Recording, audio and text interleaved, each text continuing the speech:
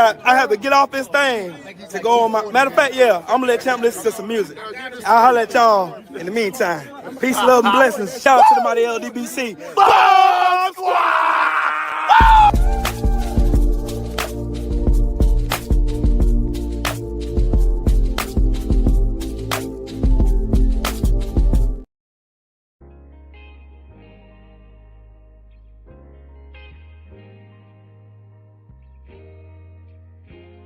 Good morning, good evening.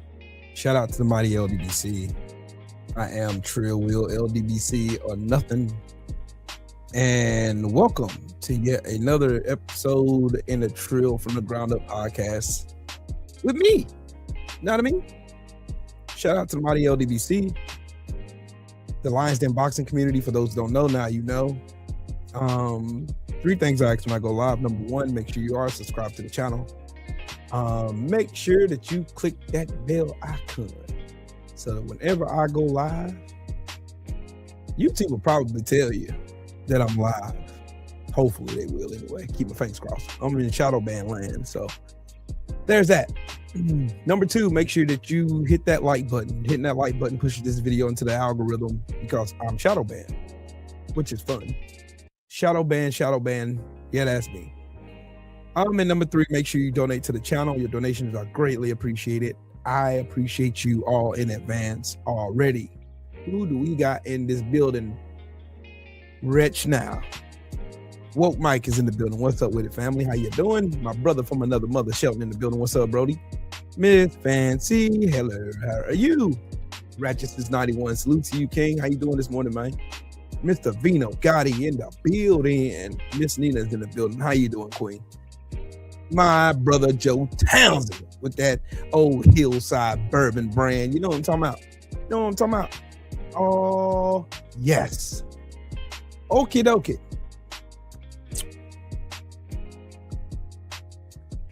If you was here anytime last week, excuse me, if you were here anytime last week, you would have seen I did a live stream. Live streaming, Lisa, how you doing? Live streaming Pam Bondi's Crash Out in the middle of Congress. And on the outside, to somebody who just looks at stuff for the obvious reasons, it's one thing. But for an analytical thinker like myself, there's a whole lot of things to unpack with all this. It's a whole lot of stuff to unpack with all this. It's a lot. A whole lot. It's a whole lot. It's a whole lot.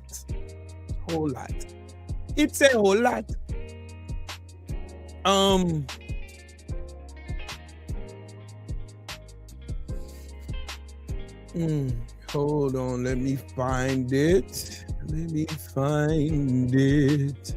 Let me find it. Let me find it. Let me find it. Be fine.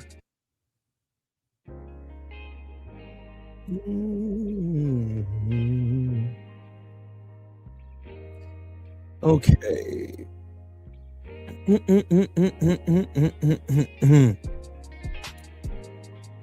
Okay, let's find it. Let me find. I know exactly where to go. Let me go here first, and because I just got home. I'm sorry, y'all. I am sorry. I just got home. Yes, I just got home. So, let me find my example that I would love to use.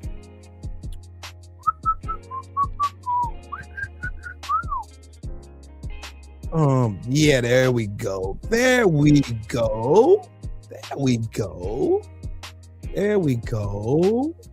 And share this. Hey, Katie, how are you? Julie, how you doing? Coach, what's up with it, my brother? Salute to you, man. I shot you the link, dog.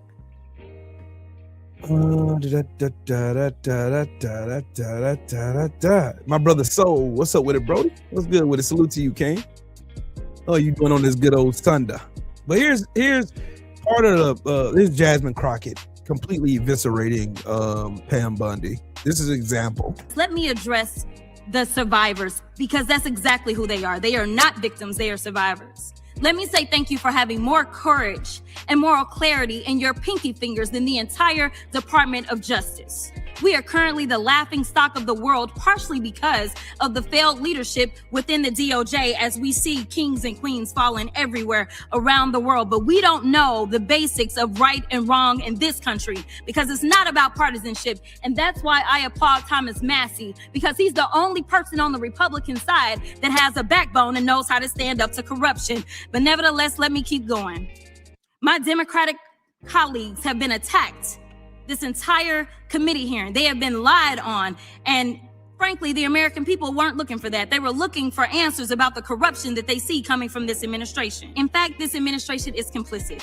But there are numerous others, like how the DOJ is attempting to obstruct justice in the investigation of the rogue agents who have murdered American citizens, or how the DOJ seized voter data from Fulton County in an attempt to steal the 2026 midterm elections, or how federal agents have Tom Homan on tape accepting a bribe and your agency killed the investigation, or how your agency is ready to give the president a $230 million payday, which is unconstitutional. The Constitution is clear. The president shall not receive any payment except his salary while in office. The fact of the matter is that you will be remembered as one of the worst attorney generals in history, an attorney general who has prioritized obstruction over justice, corruption over the law, fealty to the president over loyalty to the Constitution. And Mr. Chairman, I will yield. Let me address. There we go right there. There we go right there.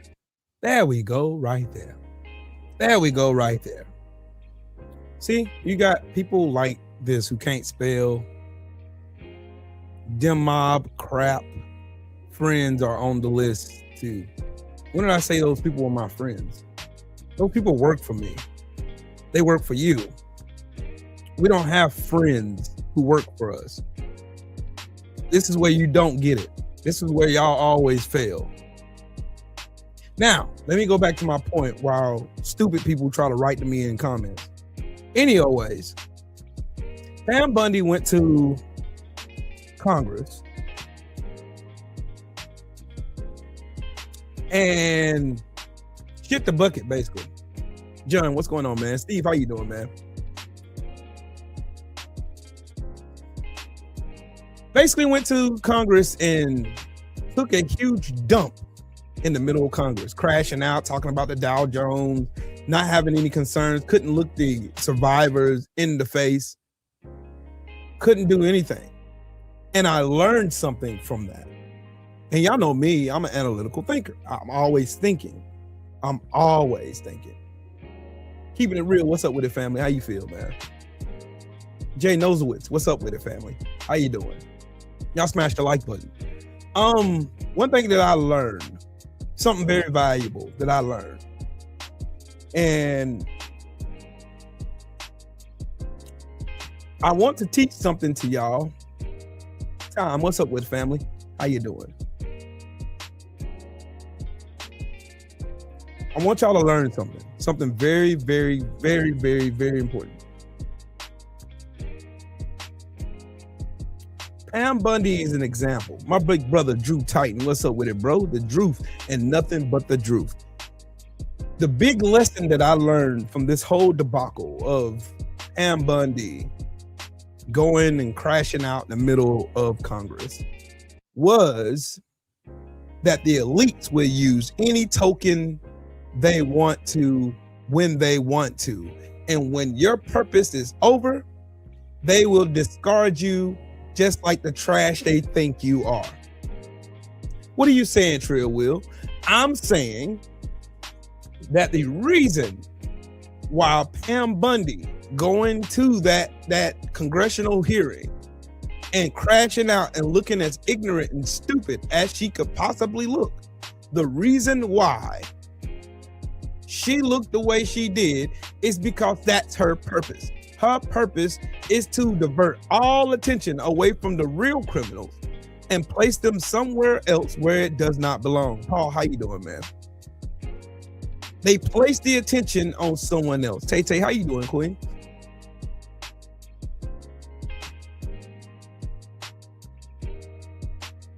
They are taking white women, Pam Bondi, Kristi Noem, Lauren Boebert.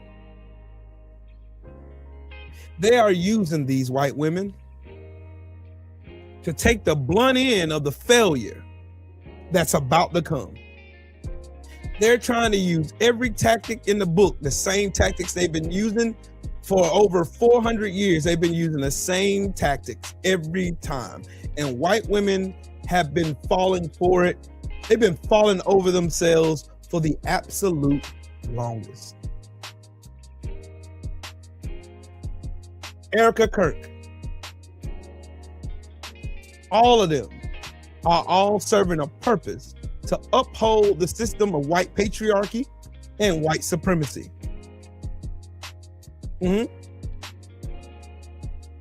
American Hispanics support Trump. How's that working out for you?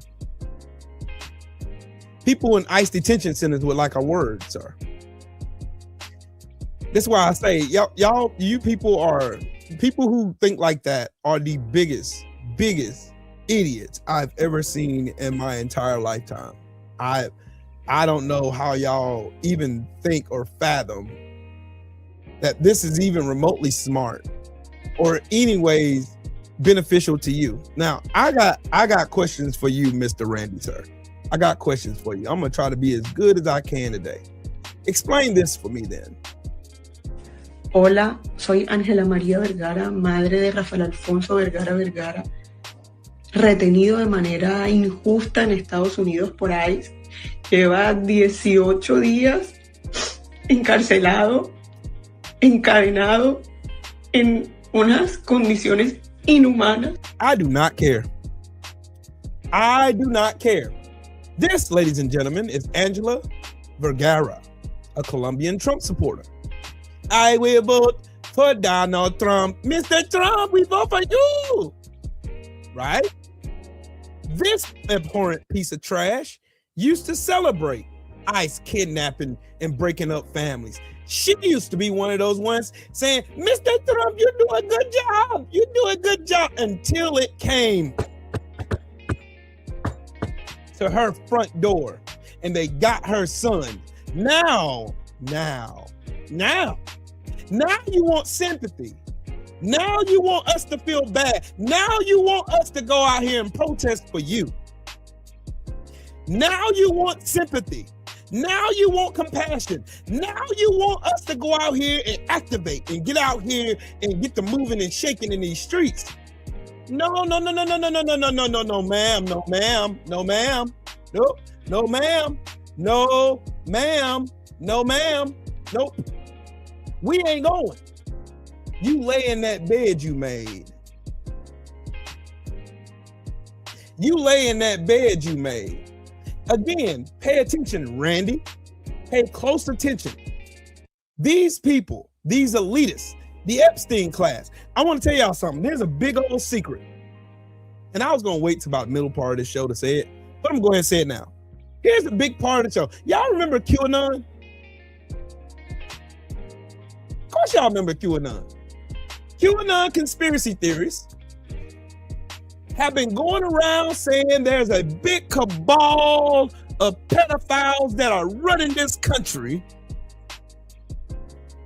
And you want to know something weird? They were absolutely right. But the place where they had their crosshairs was absolutely wrong.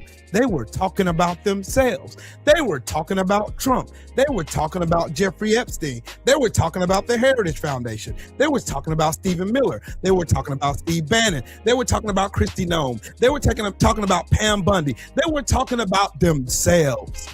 That big cabal of pedophiles that are running this country are the elitists in the Epstein class.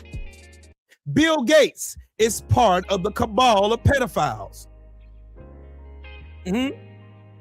This lady right here is useless to them. Oh, will they celebrate her cheers when she's cheering them on while they're kidnapping and breaking up families? Sure they will. Yeah. You're right. Mr. Trump is good. Until those Jan Sixers, those Boogaloo boys, those 3%ers, those Proud Boys kick in your door with no training, no education, and they kidnap your son. Oh, now you crying. Now you're crying. Now you feel the pain. Now you feel it.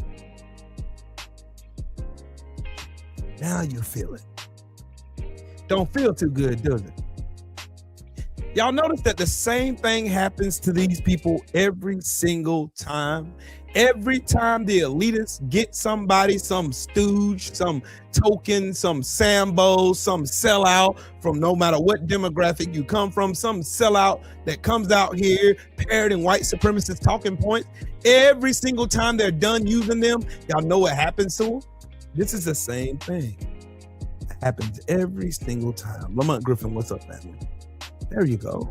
Right there. Right there. Then you have people like Randy who come in here. Oh, American Hispanics support Trump. Sure you do. But my question to you, though, Mr. Randy, is does Trump support you? Does Donald Trump's policies support you? The obvious answer to that is no. You know they don't. Everything is trash now. Everything is more expensive. Everything. Meanwhile, Donald Trump has made more money now than he's ever made in the 70-something years that he's been out here doing his thing.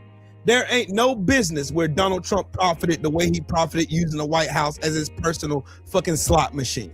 There is no time in history in none of Donald Trump's businesses where he made this much money. There's not one time period in the history of the Trump organization where they geared up and made this much money. You can't show a period of time where Donald Trump made this much money doing business. You can't. You cannot, because it doesn't exist.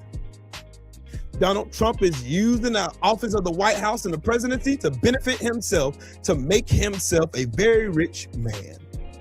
But like my brother Coach said the other day, and I salute my brother Coach Hudson, coach of the truth tellers. You know what I'm saying? Salute to him. When he said, what profits a man to gain the whole world but yet to lose his soul?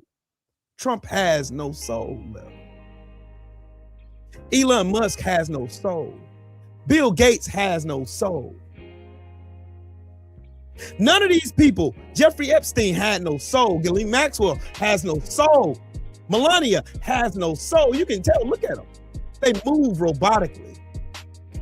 They move without a conscience, no moral compass whatsoever. They move.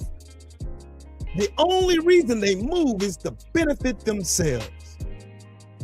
No matter how many of y'all come in here thinking that Donald Trump loves you and Donald Trump loves America and Donald Trump does this and Donald Trump is this, that no matter what you think, he does not share the same sentiment. This lady right here found out. She effed around and she found out.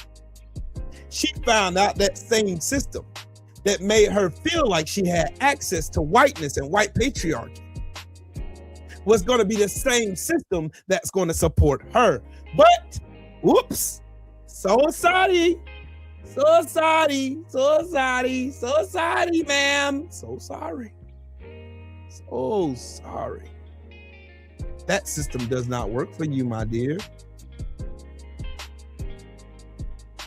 That system does not work for you. And don't worry, y'all know I have contextual evidence to prove my point, right? Y'all know I do have evidence, right? Y'all do know I have evidence, right? So, Mr. Jeremy Carl, another fuck around and find out moment. This fat slithering slob of mayonnaise went to the White House and thought he was gonna go and talk about white supremacist tactics and white supremacy. And y'all listen to just how weak, how pathetic, how envious they are of anybody that's doing better than them without the assistance and the cheat codes that they have baked into this system. Don't worry. Y'all know I'm going to show you. Y'all know I'm going to show you, right? Y'all know we're going to show you. But listen, take a listen. Tell me how you define white identity and what you think is being erased about white identity. Certain types of Anglo derived culture that comes from our history. Like what? Let me think about this. Senator, I would say if you were to look at the book by one of your former Senate colleagues, Born Fighting, about the sort of Scotch-Irish military culture and certain, pride that went with that, that would be one example. Obviously, you could have sub-elements of that culture. You could have Italians, you could have Irish, and those are in many ways more. Yeah, but you're worried about white culture. You're not worried about, you're now retreating to ethnic identity. You don't speak about ethnic identity. You speak about white identity. So tell me the values that stitch together white identity and that make it different than black identity. I would say that the white church is very different than the black church in terms of its tone and style on average. Foodways could often be different. And those music could be different. And those are being erased. Music could be different. Well, if you look at the Super Bowl halftime show, which was not in English this year. So our ability to access white churches or white food or white music is being erased? I am concerned with the majority common American culture that we had for some time that through particularly mass immigration, I think has become much more balkanized, and I think that weakens us. And again, I'm not running away from that comment. I'm not apologizing for it. Well, I'm way over my time. I think you're struggling to answer this question, right? Because underlying your Where are the beliefs white women at? Is a sentiment that white culture is just simply better.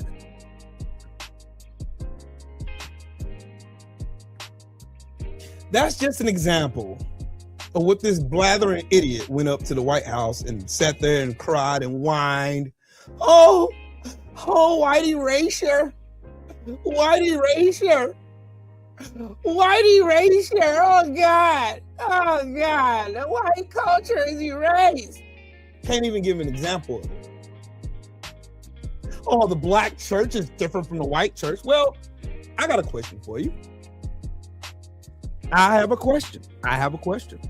So why are white churches using the same kind of cadence that black preachers who hoop? If you know anything about church, you know about hooping preachers who sing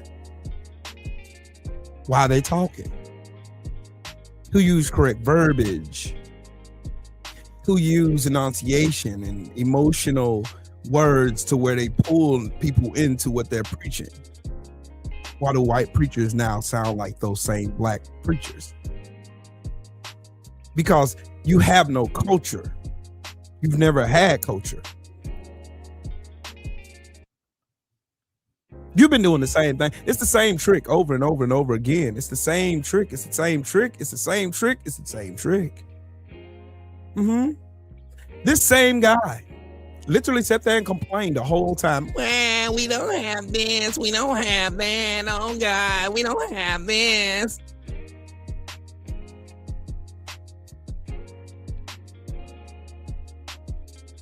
Charlie Kirk's whole platform was white man whining syndrome. Nick Fuentes' platform is nothing but whining white man syndrome. That is all they are. That is what they are. That is what they contribute. They don't contribute. You name one thing these people, what did Charlie Kirk do to benefit everybody? Name one thing he did, since he's such a martyr. He's such a great divine human being, like y'all say, right? Name one thing Charlie Kirk built to help everybody and not enrich himself. Don't worry, go. No, don't worry, I got time today. Name one thing Charlie Kirk did since he was such a martyr and he cared so much and he was so godly. If my memory serves me correctly, the Bible says when Jesus walked the earth as a carpenter, one of his biggest messages in his sermons was, do for the least of these. What did Charlie Kirk do for the least of these?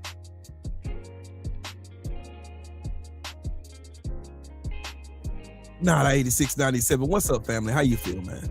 AB, what's up, family?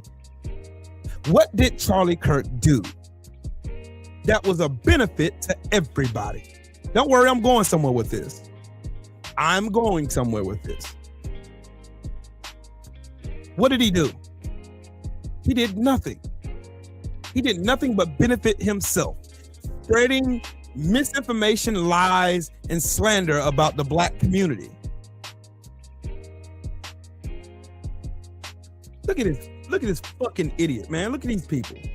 Not at 8697 in the super chat. He said, salute Trill Will and salute to the mighty LDBC. Salute to you, family. I want y'all to look at this stupid ass shit. I want you to look at this dumb ass shit. Look at this stupid ass shit. What did y'all listen to the question again? Okay, dumbasses. Ed Dijo and Randy, listen to my question again, because I guess comprehension is not your strong suit. What did Charlie Kirk do to help everybody? Charlie fought for people in schools to be heard since they were being harassed by the left for their views. When were the left going around harassing people for their views? When did that happen? Show me documented proof of when that happened. When did it happen? When did that happen? The only people who are trying to steal views from other people is the right. You stupid motherfuckers. Y'all the only ones that are banning books. Y'all are the only ones canceling studies. Oh, man, see, the 1619 project, man, it's DEI. It's DEI. DEI frightens me because I'm mediocre as fuck. I can't think for myself. Mediocre as fuck. What? DEI, those blacks. The blacks. Oh my God, the blacks. The blacks, guys. The blacks. The blacks are blacking again. We can't just go up and call them niggers anymore. We call them niggers more. Listen to my question again. What did Charlie Kirk do to help black students? What did he do to help Asian students? What did he do to help Latino students? What did he do?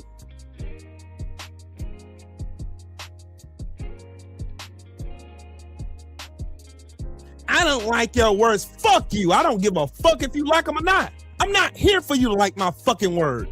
I'm here for you to tell me, what did Charlie Kirk do to help everybody? You stupid racist piece of shit.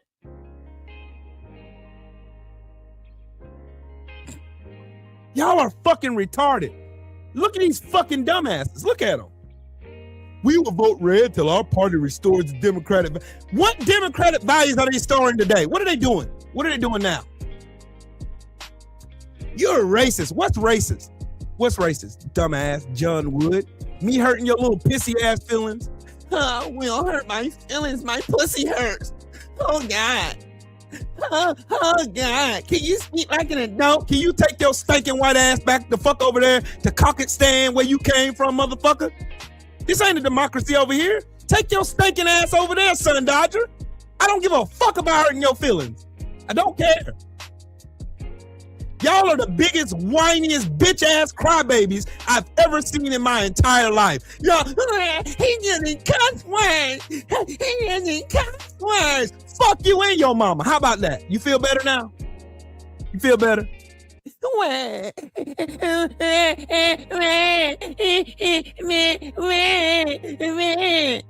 How much of y'all being paid to come in here and say this stupid shit?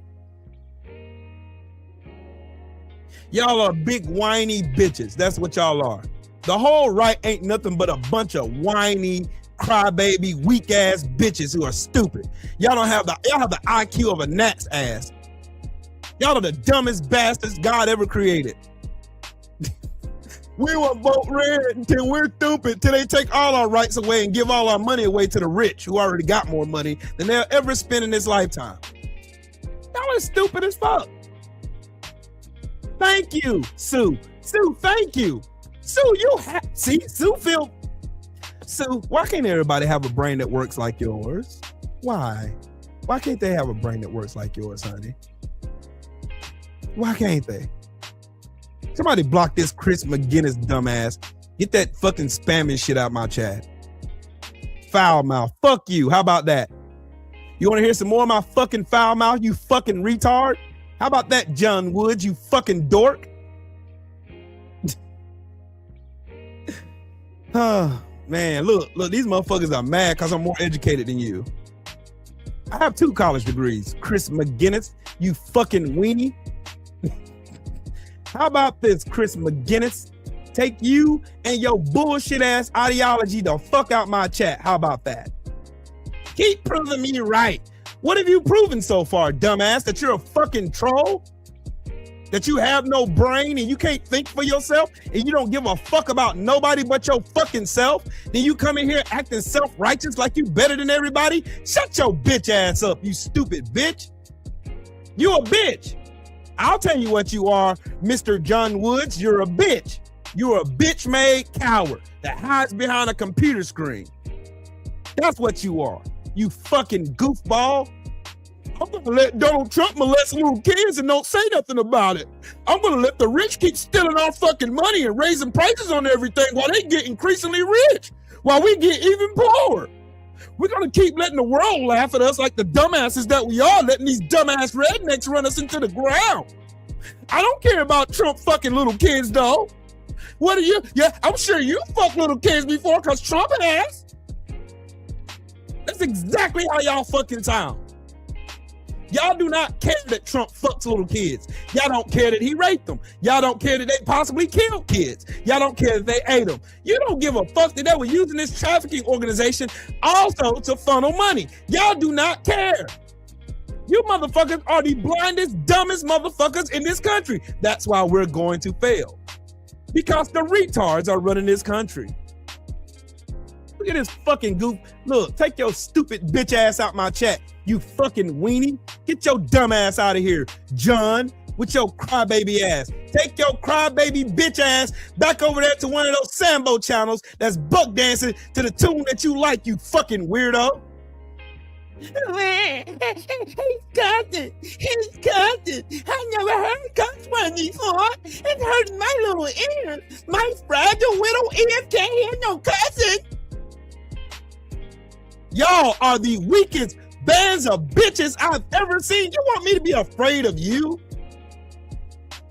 You want me as a black man in this racist ass country to be afraid of you? Look at these fucking dumbasses. Look at them. Trump is the only one who's been vindicated in the files. Good God almighty. Y'all motherfuckers are stupid. Lots of cuss. Y'all act like Republicans don't cuss. Trump literally said fuck on TV. You didn't say nothing about that, did you? So let's talk about something. Stanley, you fucking retard. Do you care about Trump fucking little kids or not?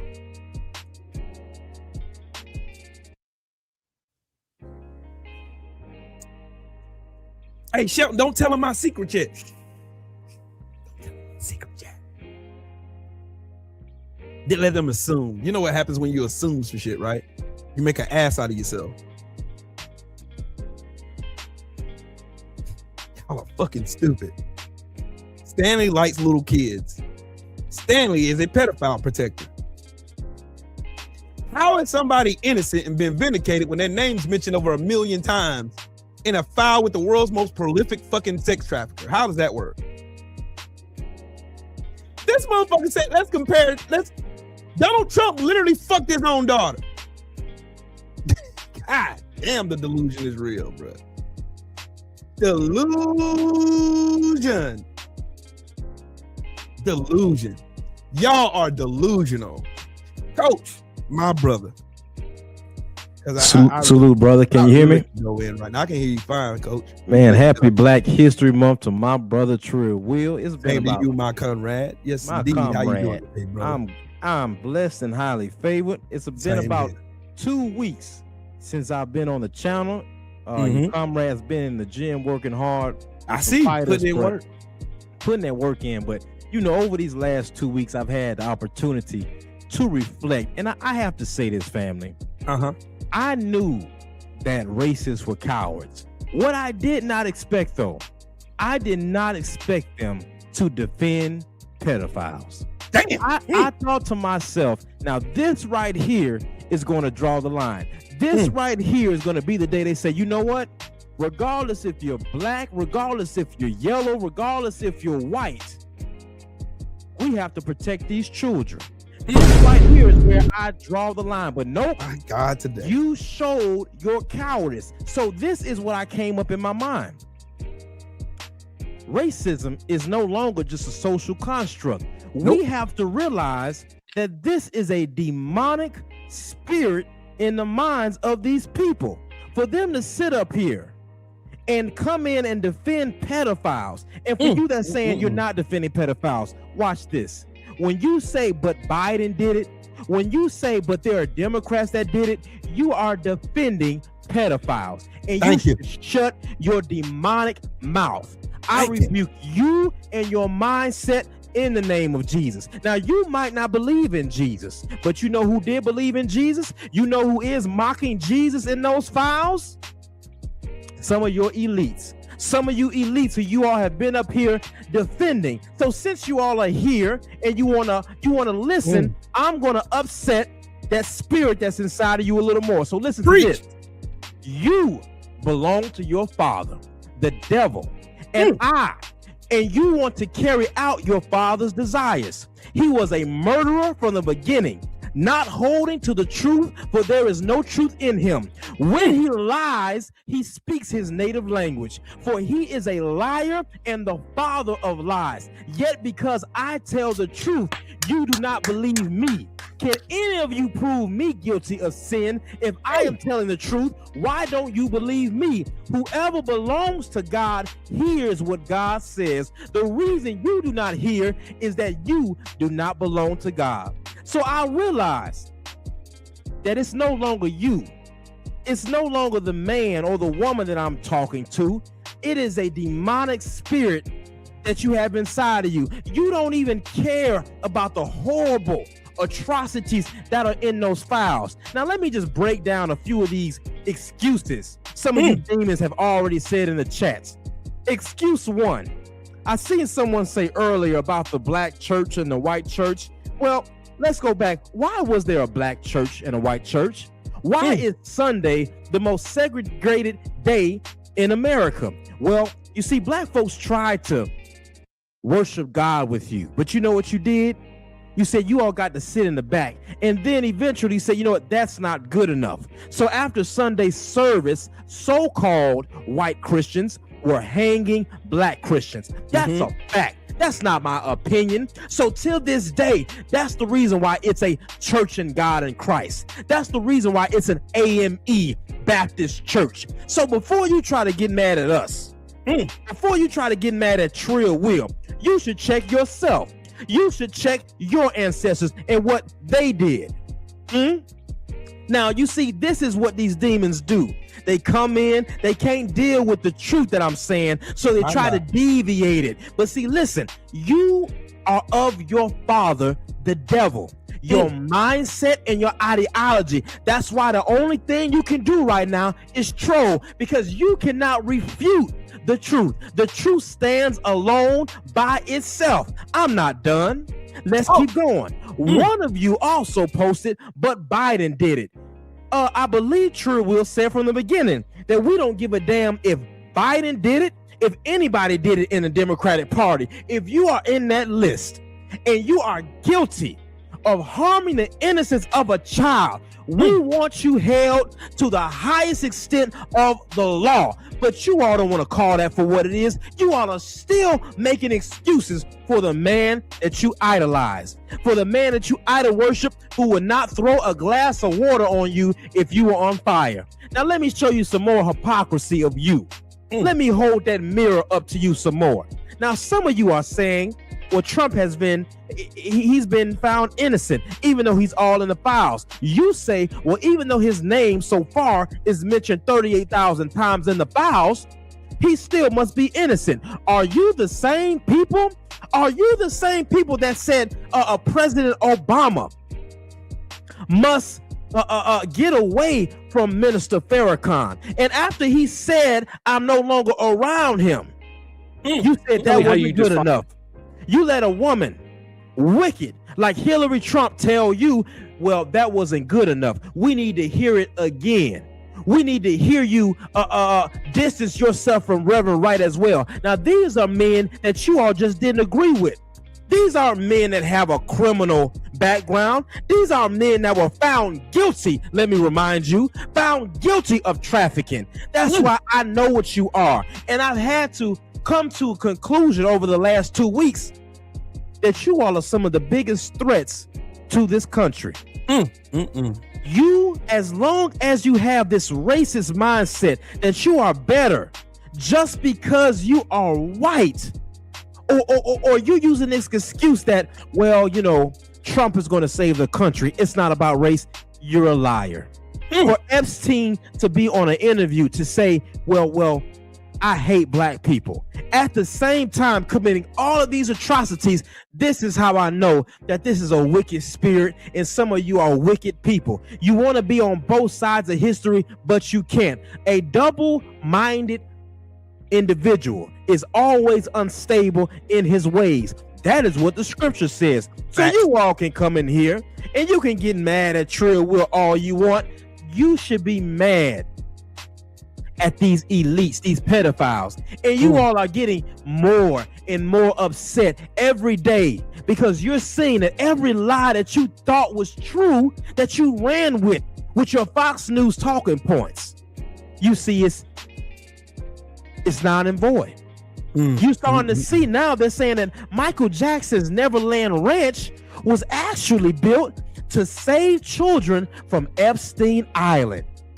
Now you all are very silent. You all have nothing to say, but you all had so much to say about Diddy. You had so much to say about R. Kelly. You had so much to say about MJ and call them Jacko and Weirdo and all of these things, but now you are silent.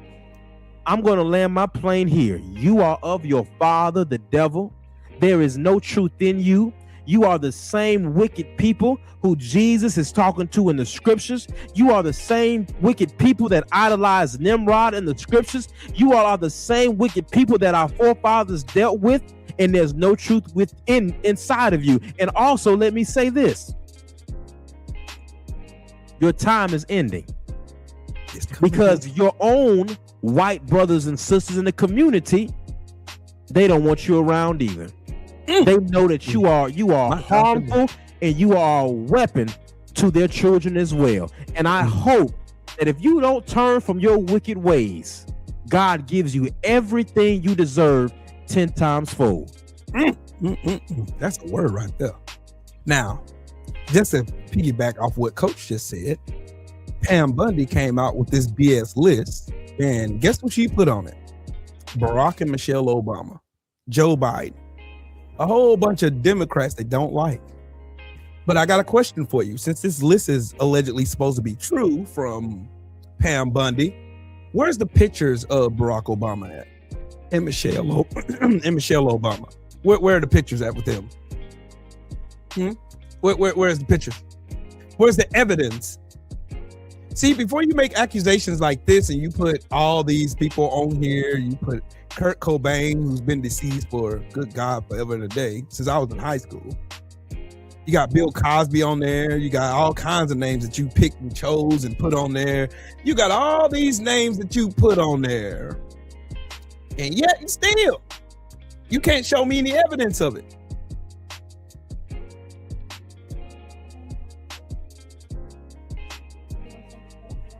Hold on. Do you want me to cash app you or? Either one. Whatever you want to do. We're going to Outback. Give me some ribs and fries. And get Trina whatever she wants and Kennedy too. I'm sorry about that, y'all. Y'all see all these names they put on here? This is nothing but a deflection tactic. So they can, it's all of them. What did me and Coach just say? I don't care if you're a Democrat, Republican. I don't care if you're independent, Green Party, Blue Party, Orange Party. I don't give a damn. There's not one damn I give. If you're on that list and you cause harm to a child, to the wood chipper you go. I don't care about the names. I don't care about your political affiliations. I don't care. I don't care how prolific you are in society. I don't really care about none of that. What I care about is, did you harm a child? Did you harm a child? If you harmed a child, to the wood chipper you go. I know this list is full of shit. I don't trust a liar. Pam Bondi has proven herself to be a liar for a minute now. She's been lying. This whole administration is a cabal of lies. And like Coach said, you are your father's children. These people are their father's children. They're the fathers of lies and confusion. They are the worshipers of Baal. They worship a golden calf, which is Trump. They give him fake awards to appease his ego. They walk up and down, sucking this man off every chance they get because they have no self-dignity. They have no self-respect. They don't care about you. They don't care about me. They don't care what color you are. They don't care. They just go out and pretend that color matters. Coach was right about another thing. Social construct, it is no more. It's a demonic war of attrition. You have these people, Donald Trump, Peter Thiel, Elon Musk, Jeffrey Epstein, Ghislaine Maxwell, all these people think they are gods. And in Deuteronomy, it says, thou shalt not have no other gods before me. That's right. Thou shalt not worship no graven images. So no gods before. Why does Trump think of himself as a god then? Why does Elon Musk think of himself as a god then? Why do y'all think? Why do you think at these Republican conventions, they're flooding Grindr and they're worshiping a golden statue of Trump? Does that sound like they're worshiping God to you? No, they're not worshiping God. They could care less about God. God only makes them sound like they're good people. They are not good people. They're not. They're not good people. They're not. They're not. They are not. They never have been. They never have been. These people have taken liberties on children, torturing, raping, molesting, manipulating. They took a whole bunch. Y'all notice the whole common trend in all these victims? They all come from poor backgrounds. They're white. Jeffrey Epstein didn't like black people. Just so y'all know, he didn't like black people. That's right. He didn't. See, the thing is, the Epstein list is nothing more but a visual observance of what slavery was in America. It's the same thing that happened on breeding farms that they don't want to talk about. Come on. It's the same thing that happened on plantations that they don't want to talk about, that they want to hide from history. It's the same exact thing, carbon copy. There is nothing new under the sun, as the old people once said. There's nothing new under the sun. These people have used white women to stand on the front line to carry the lie of white patriarchy. That's why you have a Christy Nome who would rather go around playing dress up, firing people because she don't have her blankie on her plane, having an affair with Corey Lewandowski at the same time while being married. But this is the party of family values, right? Right? Donald Trump has cheated on every last one of his wives. Sat on TV and publicly said if Ivanka wasn't his daughter, perhaps he'd be dating her. Got on Howard Stern show and said she was a hot piece of ass. What he said. I know y'all are fathers in this chat. I know a lot of y'all are fathers in the chat. I know a lot of y'all are fathers in the chat. So tell me this. Would you talk about your daughter in the same manner that Donald Trump has talked about his? No. Wicked. I got 3 daughters. I have 3 daughters. 27, 21, and 22. 27, 22, 21. I have 3 daughters, 3 beautiful daughters. I would rather somebody put a bullet between my eyes than me demean my daughters that way. Look at this fucking retard here. Toons boss. Toons, take your goofy ass on. I know who you are. You fucking weirdo. Look, guess what, Toons? Take your dumb ass the fuck on. Bye. Peace. Goodbye. See, the difference between us and you're still trying to make rationalizations of obvious evil people. Talk to him. In the scriptures, it says, we war not against flesh and blood, but against spirits and principalities that sit in high places. That's right. And then in the highest place in this country is the office of the White House. And we have one of the most evilest people that we've ever seen in our lifetime sitting there manipulating governments, getting a quid pro quo, getting paid for pardons, pardoning the most criminal among us, people who have multiple fraud cases on them. He don't care. Pay him $1 million. You're a free man. Then y'all sit here and try to make an assertion that Donald Trump somehow has a moral compass. I'm still trying to find out where that compass is. Because he lost me at the point where he sat on a couch on The View in front of Barbara Walters and said, if Ivanka was my daughter, perhaps I'd be dating her. Come on. Talk, Trill. I've never, ever in my lifetime, on 47 years on this planet, I've never one time said that about my daughter in any situation. I would expect, if I ever said that about my daughters, I would expect my wife to put a bullet in my ass. I would hope she would. To be honest with you. To be honest, they would. But don't worry, y'all already know I have context for everything that I say, right? I have context for everything that I say. The Epstein files is nothing but a mirror into what happened on breeding farms in yesteryear. Don't worry, here's proof. They've shown us every plantation with cotton on it. You know what plantation they've never shown us, Abby? The most prominent ones, the ones that were most profitable, the breeding plantations. Why don't you want to show us those? You know why? Because after the research that I did for this album, you realize that the moment that a girl menstruated, she was put in a stable where a horse would be and forcibly mated, forcibly raped by a male of the slave master's choice. And when she had children, they weren't called children, they were called a litter of pups. The punishment for raping or killing a person in medieval Spain is gelding.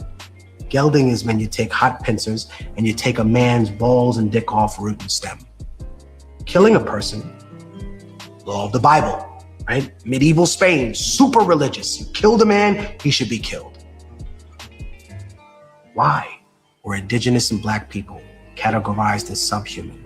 So under the law, you would not be punished for the things that you did to us. That's why. You used to be proud, right?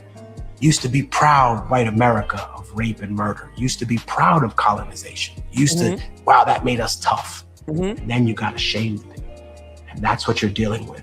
That's what America's dealing with, a schizophrenic crisis. There's a British manual, right, that was taken out of the British Museum because within the manual, it talked about how rape was a weapon of war that should be used against the indigenous population. You're ashamed of that now. You're ashamed, right? Who was Christopher Columbus? His image has been so whitewashed, but he was trafficking little girls on an island. Who does that sound like, huh? Again. Again. Again. Once again. Come on. Once again, there is nothing new under the sun. There's nothing new under the sun. The same thing that Jeffrey Epstein, Donald Trump, and whatever weirdo that was on that island partaking in that weirdness they were doing, they done this already on breeding farms against people who look like me. They forcibly rape black men who they perceive to be stronger than them to break the will of that so-called buck. That's what they called them. They broke the will of their strongest because it'll send a message. Trauma sends a message. Oh, we better not turn against master. Well, this could be me. It's the same thing going on right now with white people.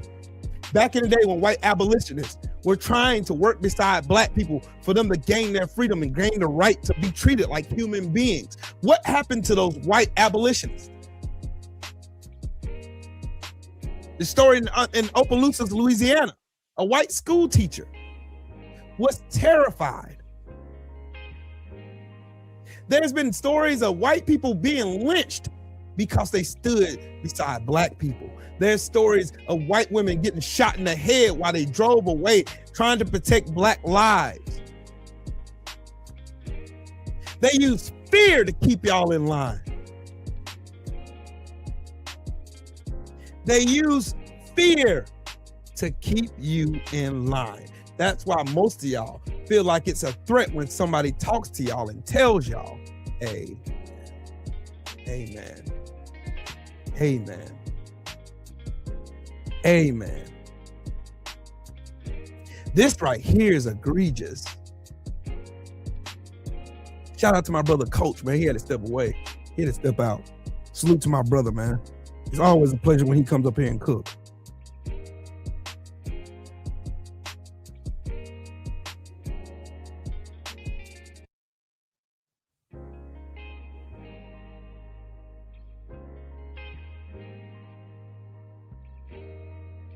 They quite literally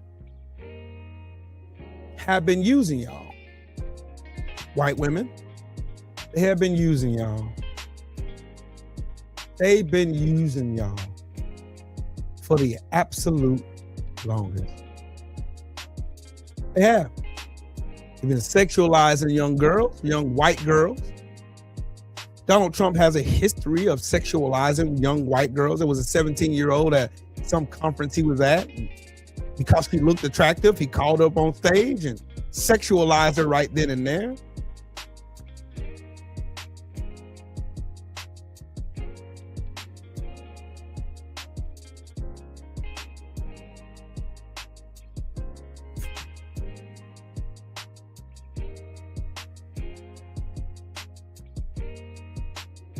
Meanwhile, I want y'all to notice a trend in this, though. Y'all tell me what y'all know is that's the common thread in this. I want y'all to look at this. I'm gonna let this thing keep playing. Y'all tell me what y'all see that's the common thing is in this picture. Look at them. Look at every single one of these people. Cam, how you doing, Queen? Look at every last one of these pieces of shit scrolling across on this window, on this screen. Who is this?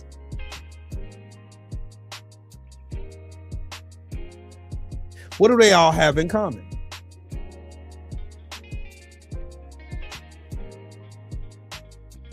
What do they all have in common? Kev, what's up, family? What do they have in common? They're all white. Oh, I like how y'all like to come in here and say, oh man, see, I don't know why Joe Biden didn't release the files. Well, you should be asking the same questions about George W. Bush, Bill Clinton. Why didn't Bill Clinton release the files?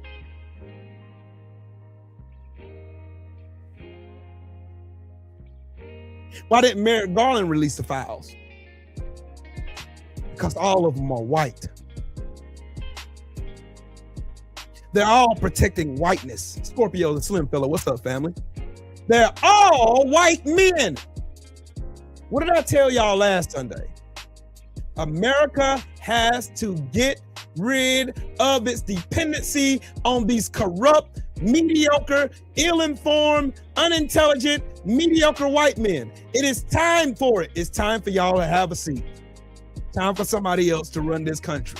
It's time for us to scrap the Constitution. It's time for us to rewrite it so it reflects everybody instead of just white men. White men are the most protected demographic in this country. Always have been, always will be. They are the only demographic that never had to fight for not one single fucking right since they've been here.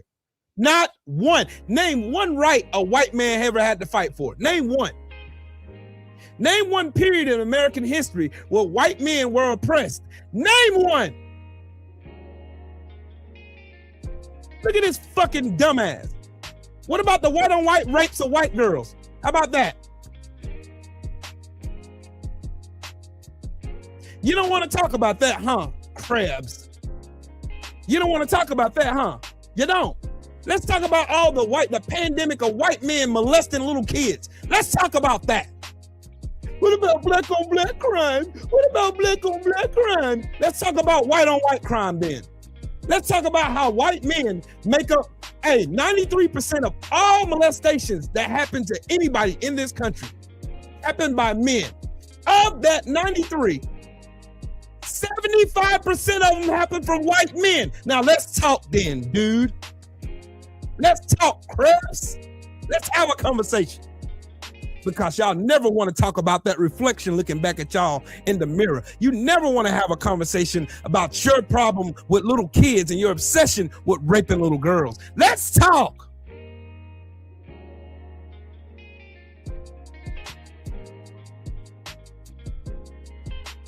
Let's talk.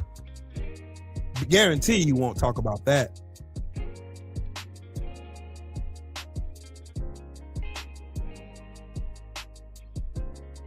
Let's talk about the majority of rapes happen at the hands of white men. Let's talk about that. And you know who their victims are? Crimes are committed in proximity to one another, right? Oh, you talk about black on black crime. That's because black people live amongst black people. Let's talk about white people. Why can't y'all ever have conversations about white failure? Why can't you never talk about it? What are y'all scared of? What about black on black crime? How does black on black crime affect your white ass? How does black on black crime affect white people? It says it in the title, right? Y'all love coming in here using that bullshit, black on black. That means black people are offending other black people. So where in the fuck does that correlate to white people then? Where does that come in at? So white people ain't committing no fucking crimes. That's what you telling me. White people ain't committing no fucking crimes at all, right? Right? They ain't committing no crimes.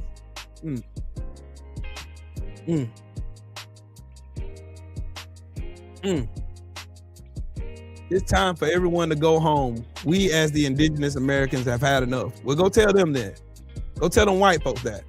You talking to the wrong one, homie. We didn't ask to come here. We got stolen. Thank you very much. And the Moors were here before your monkey ass. So there's that. You're from Serbia, homie. Let's talk about real history here. Since y'all love trying to be the perpetual super victims in this country, let's talk about it. The Moors were here first. You gonna talk about the Afro Native Americans? Y'all gonna talk about that? No, you're not. Whoops. I'm not here to play oppression Olympics with nobody.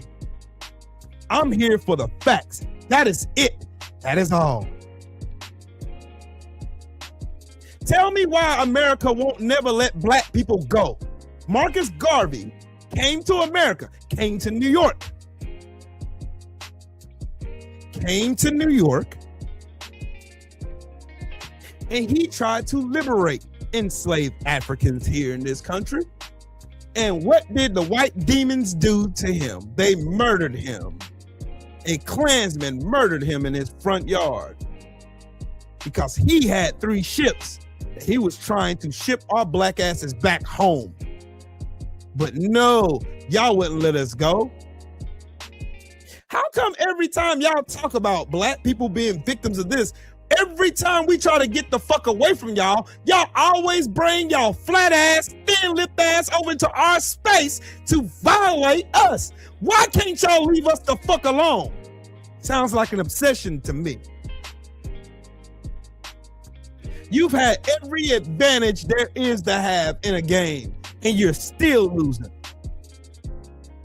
Y'all are trying to pass the SAVE Act that's going to fuck y'all up. Does Trump realize that his broke ass delegation ain't going to be able to afford those fucking proofs of ID that they claim that everybody's supposed to have? Does he know that?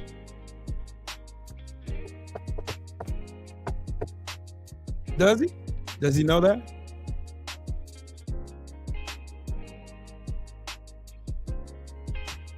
No, Marcus Garvey was murdered in his front yard. He was shot by a Klansman.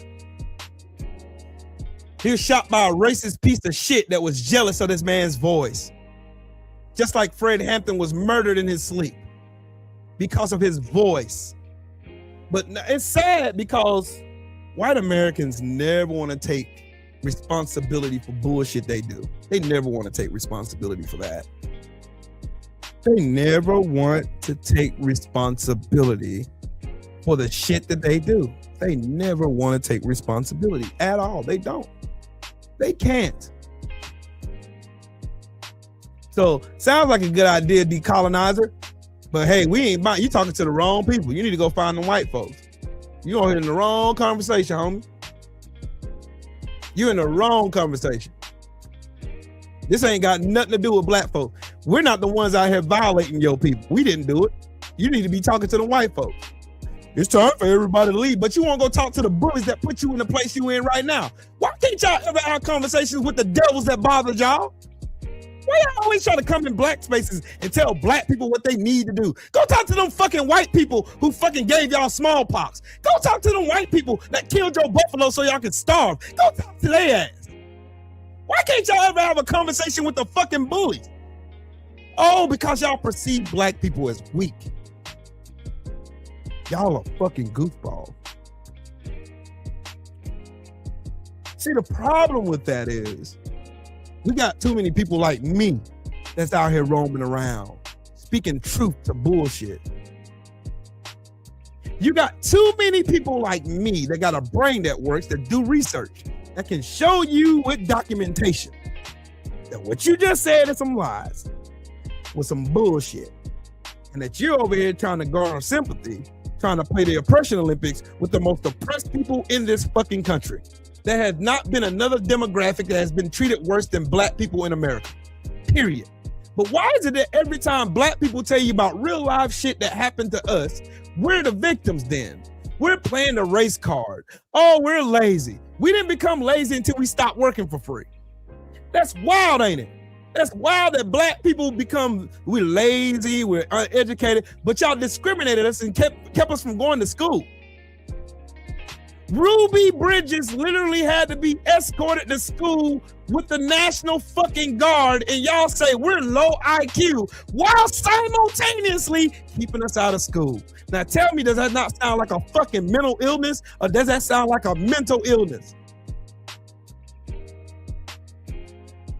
You shut down the Dunbar School because they were putting out more scientists, politicians, doctors, lawyers than any white school in this country. But we're see, black people, we're low IQ though, according to these fucking wall crawlers. Tell me that white supremacy ain't a fucking mental illness. These people, tell me what human being would believe that somehow because you're less melanated than me, that somehow gives you more IQ than me.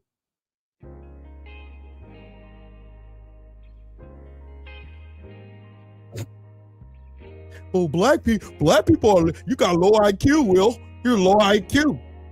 Black people are low IQ. Then why do black women make up the biggest demographic of people graduating from college with more degrees? Why are black people getting more entrepreneurships and starting their own businesses and being successful at it than white people? Why? You know why? Because you are afraid of what comes back in the mirror. You don't want to look at it. No, you don't want to look at it. You don't want to look at it. You want us to sit up here and play humbug with y'all. You want us to be good docile niggas and put our hat in our chest and say, master, I didn't mean to be better than you, master. So y'all send out a Jason Whitlock, or y'all send out y'all favorite coon, Stephen L. Smith. Stephen A. Smith will come out here shucking and jiving and buck dancing and gyrating for you good old white folks. He'll come out here selling his soul. Don't know what the fuck he talking about. Oh, the blacks. Oh, Jasmine Crockett, she's intelligent, but she needs to shut up. She sounds ghetto. Shut your bitch ass up, man. Don't even know what you talking about. You go after Joy Reid, Ketanji Brown Jackson. They send their favorite nigga to go out here and attack black folks. And then play victim when those same people that he attacked come back with a vengeance and school his stupid ass. They use these same Stambos doing the same thing.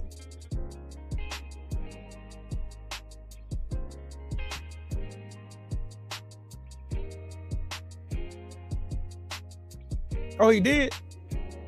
Oh, yeah, that is right. He left.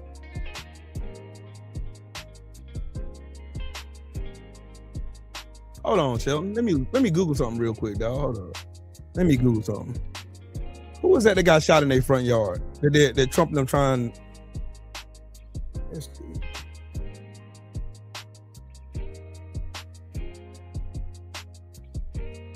Marcus Garvey. Let's see.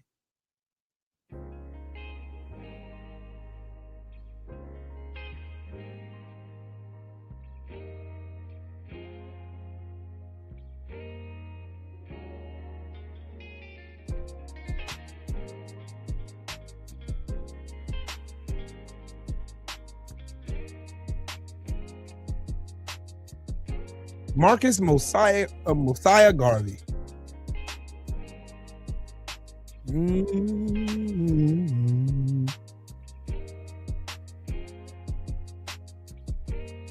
You're right, Sheldon. Who was that got killed in the front yard? Let me find.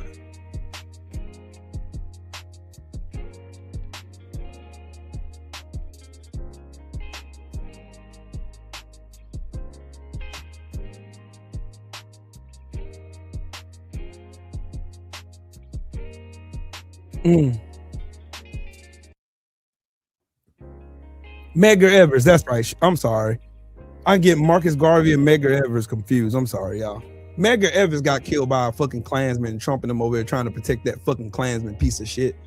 Marcus Garvey fled the country because they wrote an article about him. I just researched it, Sheldon. I'm sorry. My bad, y'all. See, I'm capable of damn correcting myself. Shit. I got both of them confused. There's so many great black leaders in our time. Medgar Evers was one that got murdered by a Klansman in his front yard. John Pate, what's up, family? My brother Mansa Musa. Mare, how you doing? Medgar Evers was the one that got murdered by a Klansman racist piece of shit. Marcus Garvey fled to the UK and he died from heart problems. Yeah, y'all right. See? You see how easy that was? But guess what? Sheldon sent me a good old video. I want y'all to watch this shit. Y'all to see this fucking white passing closet homosexual right here. Hold on, dog.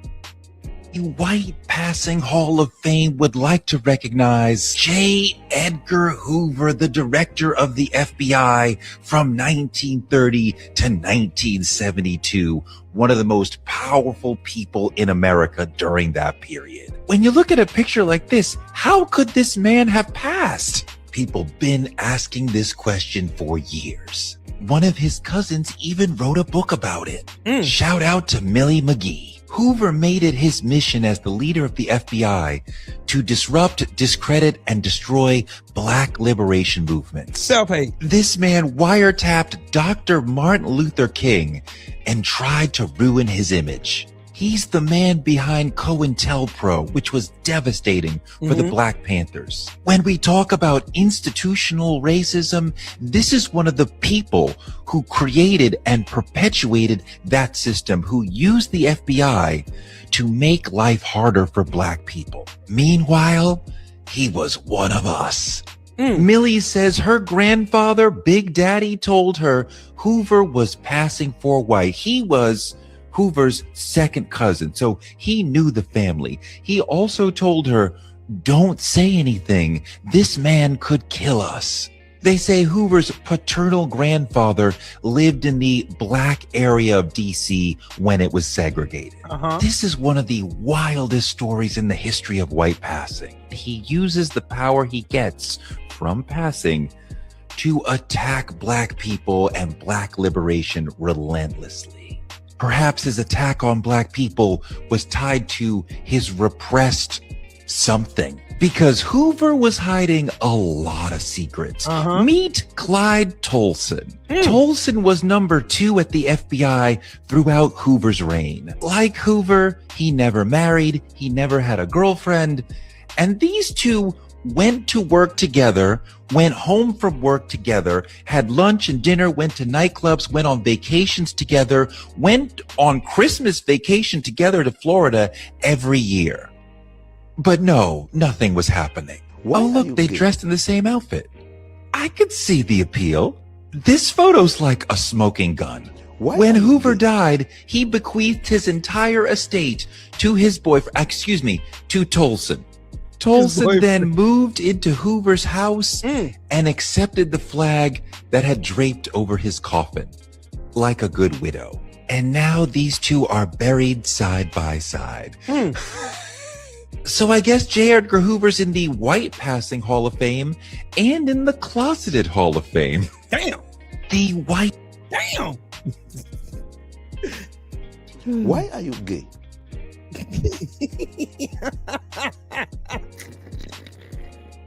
Why are you?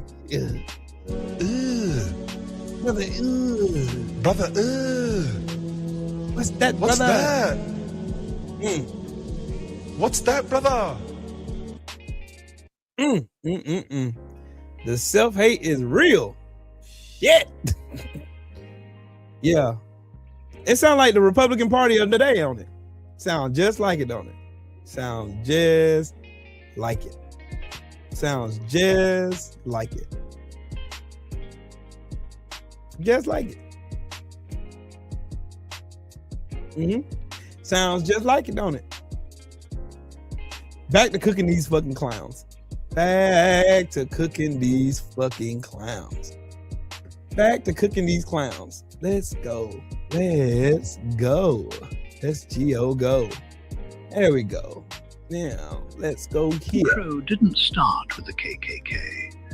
It started on a stage.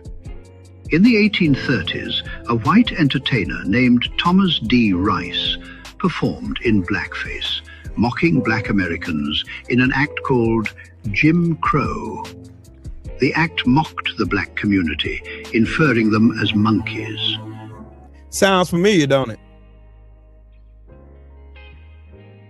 Sounds familiar, don't it? Yeah. The character became popular and the name spread. After the Civil War, the caricature was repurposed as the label for segregation laws. Jim Crow wasn't created by lawmakers or born from policy, but from funny, jokey entertainment that turned into normalized prejudice. Follow History in 60 for more. Black people commit a majority of the crime. It's in the statistics. People say this dumbass shit with confidence and with smugness, like numbers exist in a vacuum. Like statistics just fell out of the sky with no history, no context, and no hands shaping them. Why does that crime exist in the first place? You don't get to point at an outcome and ignore the conditions that produced it. If you want to talk about crime, buddy, you have to talk about environment, you have to talk about access, you have to talk about policy, you have to talk about systemic failure and systemic intentions. You have to talk about who had options and who never did. Crime does not grow out of skin color. Crime grows where opportunity is starved. So if you want to say that black people commit a majority of the crimes, then what was the ethnicity of the people on Epstein's island? Oops. Oh, wait. Whoops. What were the ethnicities of most of those people fucking kids? I know some people are going to say, what, Jay-Z, Pusha T? Shut the fuck up. I'm talking about the majority of people there. Oh, okay. Like I said, man, you don't get generations of redlining, blocked wealth, segregation, stolen land, lynching, rape, murder, stolen labor, stolen dignity, stolen memory, and then act shocked when the consequences show up in numbers you don't like. Entire neighborhoods were designed to fail. Not accidentally, not naturally, intentionally. Schools were underfunded, jobs moved out, banks refusing loans, homes devalued on purpose, police over patrolling instead of protecting, prisons waiting like a conveyor belt, and then the same fucking system turns around and has the fucking stupid ass audacity to say, see, look at the crime. No, that's a setup. That is not the truth. That is a fucking setup right then and there. People love statistics when they absolve them of empathy. They hate history when it explains those statistics. And I'm gonna be real, crime is not exclusive to black communities. White collar crime steals far more money, far more innocence, far more lives, and destroys far more lives and destabilizes entire communities. Right. But it does not get framed the same way because it wears suits instead of hoodies and ski masks. Nobody calls poverty a crime factory when it hits white communities. Nobody calls addiction a moral failure when it looks like them. Nobody calls desperation culture when it benefits them. And no, this is not about excusing crime. This is about understanding cause instead of worshiping consequence. Because if you actually cared about reducing crime, you would not be obsessed with blaming black people. You would be obsessed with fixing the conditions that make crime a rational survival response. You would talk about education that is not designed to warehouse kids. You would talk about economic mobility that is not blocked by zip code. You would talk about mental health support that does not require money people don't have. You would talk about community investment instead of constant punishment, but that would require admitting the system failed, and more importantly, that it failed on purpose. So when people say, it's just statistics, what they're really saying is, I don't want to look at what created those numbers, because once you do, you can't unsee it. And once you see it, you're responsible. That's the part people are running from. And before anybody twists this into making excuses, let me be clear. Understanding the root is not the same as removing accountability. People are still responsible for their actions. I'm sorry, it's true. But systems are responsible for the conditions they create. Two things can be true at the same time. Facts. Accountability without context becomes cruelty. Facts. Context without accountability becomes chaos. Real change lives in the uncomfortable middle, where we stop lying about why things look the way they do and actually fix what we broke. Black people. And to piggyback off what my man just said, let's talk about the statistics of white suicides among farmers right now. Let's talk about that. Ain't causation of white suicides among farmers that rose 45% since Trump took office the second time?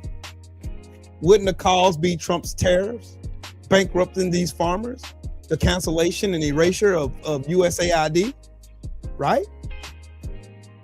Meanwhile, USAID, they're using the money from USAID right now. The guy from Russell Voigt is using the money from AID to finance his own dreams, right? Right?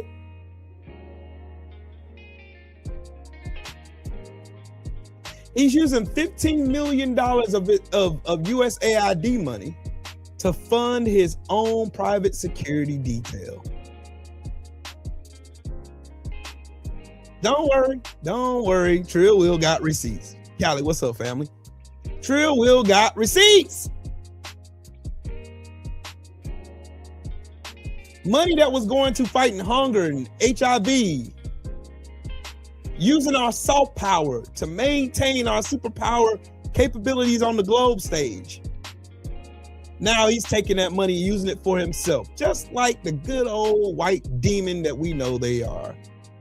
When America's going to figure out one day, when y'all figure it out, that America needs to get rid of their dependency on white men, then we will move. America, for the first time in its history, will be great. America, for the first time in its history, will be great.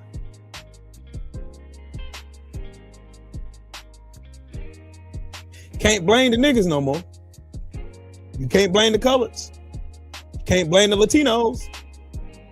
Russell Voigt, who is one of the authors of Project 2025, is using the destruction of USAID to benefit himself.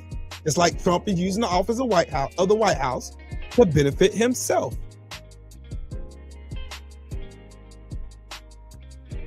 There's no accountability for none of these people out here obviously committing crimes. But these are supposed to be the people of law and order, right? They say they were law and order. That's what they told us.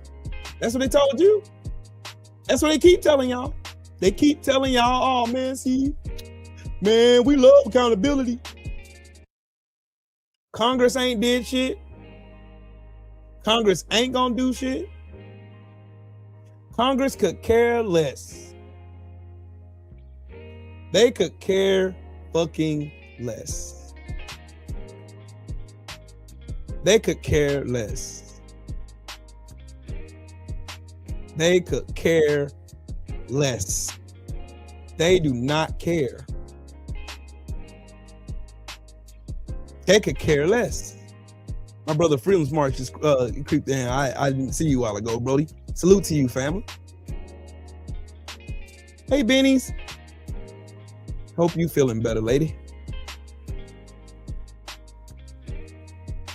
See, y'all starting to see this whole thing. The problem is the whole issue with these Epstein files. The Epstein files is revealing the real America. White men have been using white women to do their bidding, to stand in front of the bullets when their failures become present. White men have been blaming everybody, especially their favorite black people. They've been blaming them for failures of job creation, of the economy, of their failed wars, the whole nine. They've been blaming us for generations.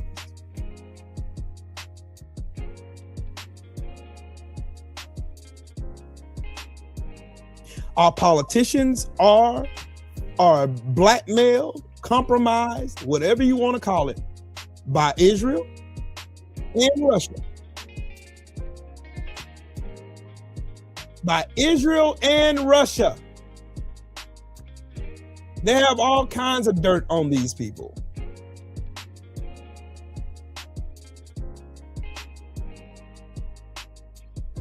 And they don't care.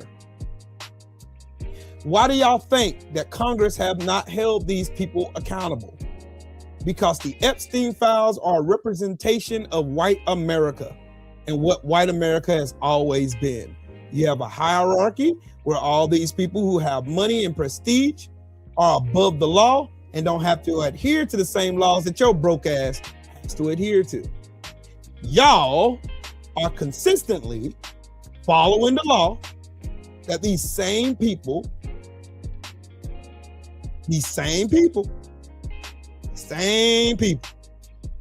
are breaking the law right here in real time. Donald Trump, if this was Barack Obama, do you think he'd get away with funneling billions of dollars to himself? Do you think that Barack Obama would get away with pardoning the criminals that owes billions of dollars in restitution? Do you think he'd get away with it?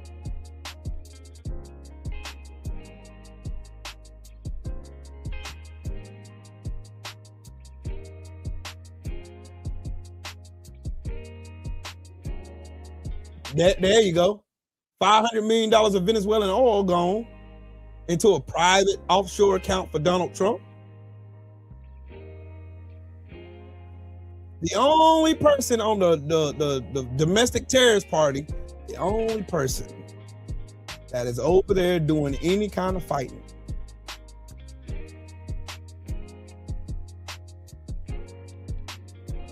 is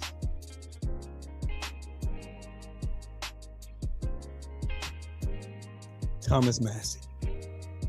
Thomas Massie is the only person on the domestic terrorist party that is actually doing some work.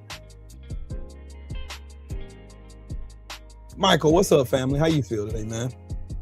He is the only one that is over there trying to get accountability for these babies who were raped, some who were killed, some who live with PTSD and trauma.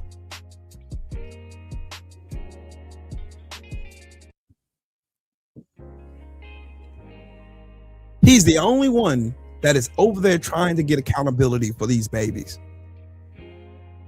And I call them babies because they were kids when they were assaulted.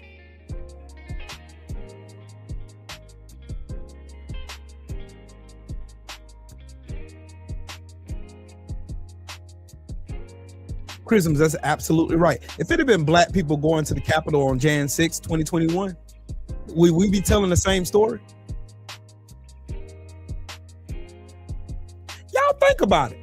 All of this stuff that Donald Trump is doing, all of this corruption that's oozing out of this White House, do y'all think? Do y'all think?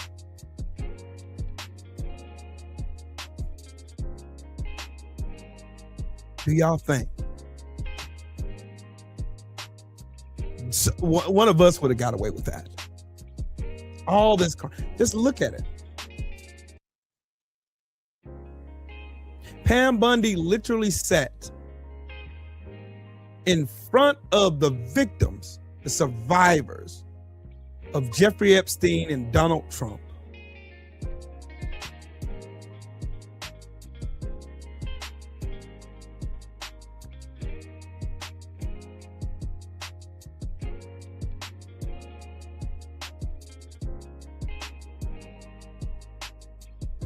She quite literally sat there in front of a crowd of women, and they literally stood behind her, and she said nothing to them. Nothing. Nothing. Nothing. This ain't just the Epstein files. This is the Epstein and Donald Trump files. That's what this is.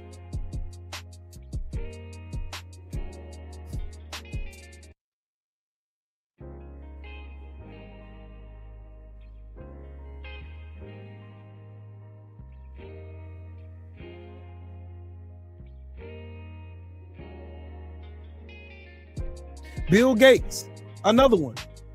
Everybody, his wife is going all over podcasts talking about how terrible this piece of shit was.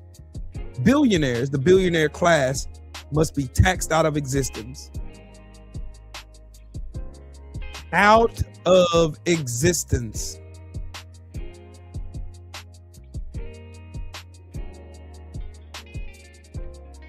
Why do y'all think none of these people have been taken to an account for their evil crimes against these babies? Right now, we're living in history right now.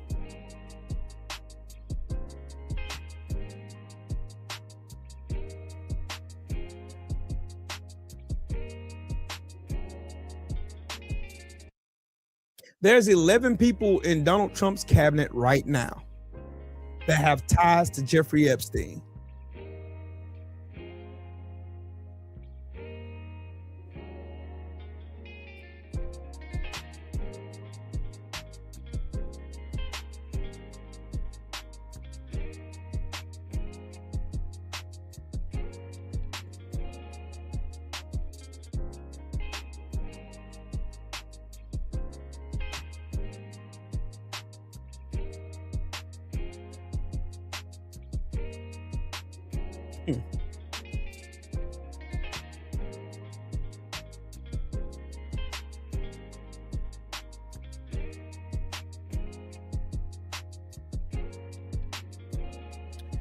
I just have a question for the good old racists that love protecting pedophiles in my chat. I got one for you. If the picture on top proves that Donald Trump's not a racist, meaning he's beside Jesse Jackson, Don King, and Muhammad Ali, then what does that bottom picture with him with Jeffrey Epstein and Ghislaine Maxwell prove? And his horrible wife. What does that prove? Why do these fucking Republicans keep coming back talking about, well, Bill Clinton's in the files too? What chipper to him? We do not care. Send his ass to the wood chipper too. Send him to the wood chipper too. We need to tax billionaires out of existence in this country. There's no reason for us to have billionaires here. There's no reason. When we have homeless people, people strung out on drugs, people can't even live in this country, struggling to pay their rent, mortgage, grocery bills, and light bill. My light bill for next month is damn near $500, and I have not changed shit in my house. My light bill for next month is almost $500, and we haven't changed anything in our house. We've done the same thing, and our bill yet steadily inclines every single month.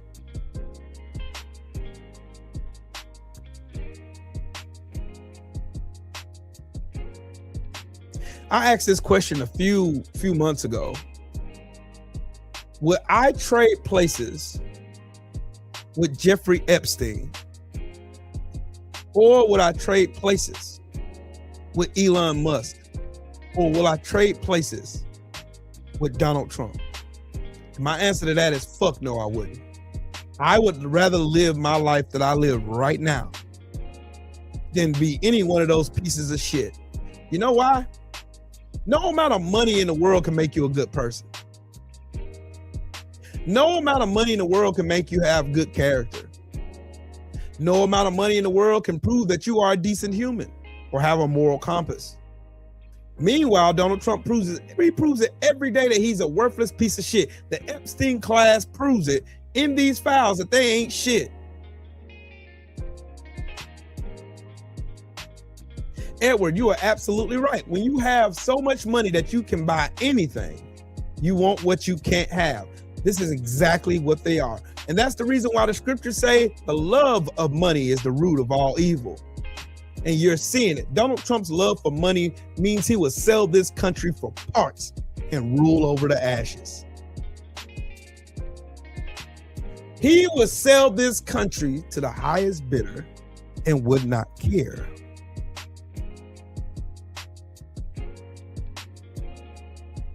Would not care. Wouldn't care at all.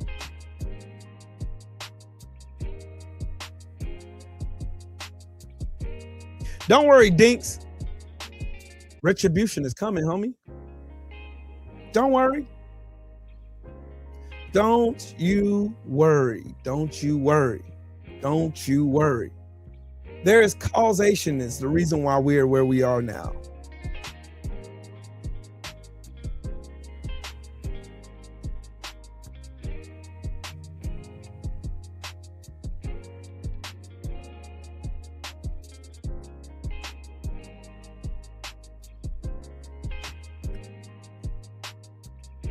Gotta disrupt some more lies, because y'all know more lies being told.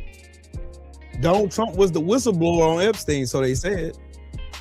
So this video is for anyone who's seeing MAGA content creators claim that Trump was a whistleblower against Epstein for a phone call that he made to the Palm Beach police in 2006. And we need to talk about a very specific timeline here. And first things first, it should be noted that Trump made this call to that police chief in July 2006 and said on the call, "Thank goodness you're stopping him. Everyone has known he's been doing this." Now that sounds a lot like Epstein had already been arrested, and there's good reason for that too. Because as you can see here, in March 2005, Palm Beach police began investigating Epstein after the family of a 14-year-old girl had reported him.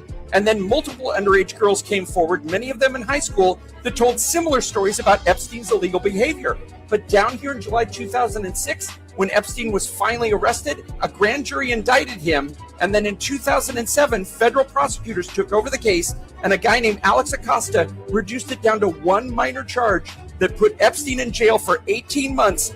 But Epstein served most of his sentence in a work release program that actually allowed him to leave jail during the day. So did Alex Acosta spend the rest of his life in infamy for letting one of the most notorious child sex traffickers off easy? Nope, because in the early days of Trump's first term as president, he actually named Alex Acosta to his cabinet to be Secretary of Labor. But when Epstein was rearrested in July of 2019, Alex Acosta's sleazy deal came under scrutiny, and he was forced to resign from Donald Trump's administration. But during this press conference outside the White House, Donald Trump was asked, did he suspect Jeffrey Epstein of molesting young girls when they used to be friends? And he said this.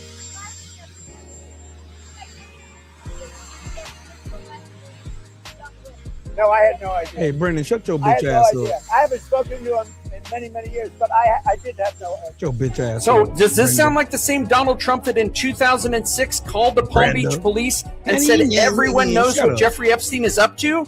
That's weird, huh? But it doesn't end there. Let's remember what Donald Trump said on that phone call with the Palm Beach police in July 2006 about Ghislaine Maxwell. Trump said that Maxwell was Epstein's operative. She is evil, and to focus on her. But just like with Epstein, when Ghislaine Maxwell was arrested in June of 2020, Trump had this to say. Do you feel that she's going to turn in powerful men? How do you see that working out? I don't know. I haven't really been following it too much. I just wish her well, frankly. I've met her numerous times over the years, especially since I lived in Palm Beach, and I guess they lived in Palm Beach. But I wish her well. So just to recap, when Trump was having private conversations in 2006 about Jeffrey Epstein, he says everyone has known he's been doing this. And when he mentions Ghislaine Maxwell, he says she is evil. But over here in 2019 and 2020, when statements like that could make these two angry, he says, I had no idea about Jeffrey Epstein, and I wish her well about Ghislaine Maxwell. So what do you guys think? Why would Trump change his story from this to this? And white women, come to the front of the class real quick. I gotta tell y'all something. Come here, I gotta tell y'all something. Y'all, come here. Y'all ain't gonna like this. You're not gonna like this. You're not gonna like this, white women. You're not gonna like Don't worry about it being loco. You won't see no more comments from that ass. Don't worry. Don't nobody come in here disrespecting Benny Loco. You will not. You will be shown the door. Goodbye. Good night. Good night. Where the white women at? Come on down to the front of the class. I want y'all to know something. Hear me well when I say this.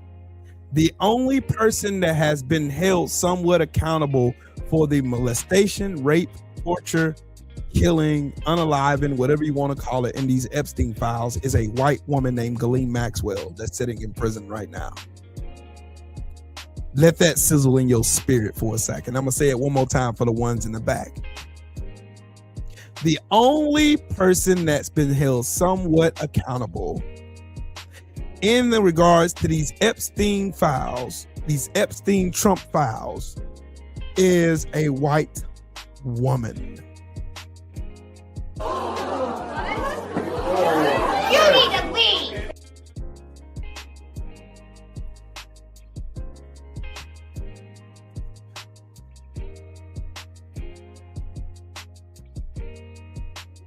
I'm going to say it one more time for the ones just joining. The only one that was held, any kind of accountability has been held, has been tried in a jury of her peers, is a white woman named Ghislaine Maxwell. Why haven't any white men been held accountable?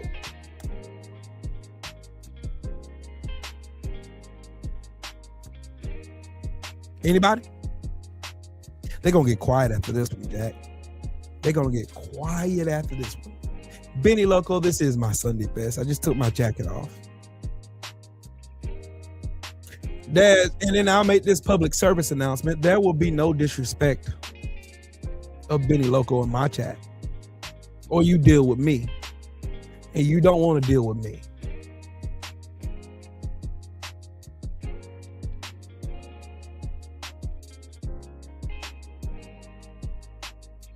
Again, this raggedy administration is using white women as the buffer to insulate them from accountability from their evil actions.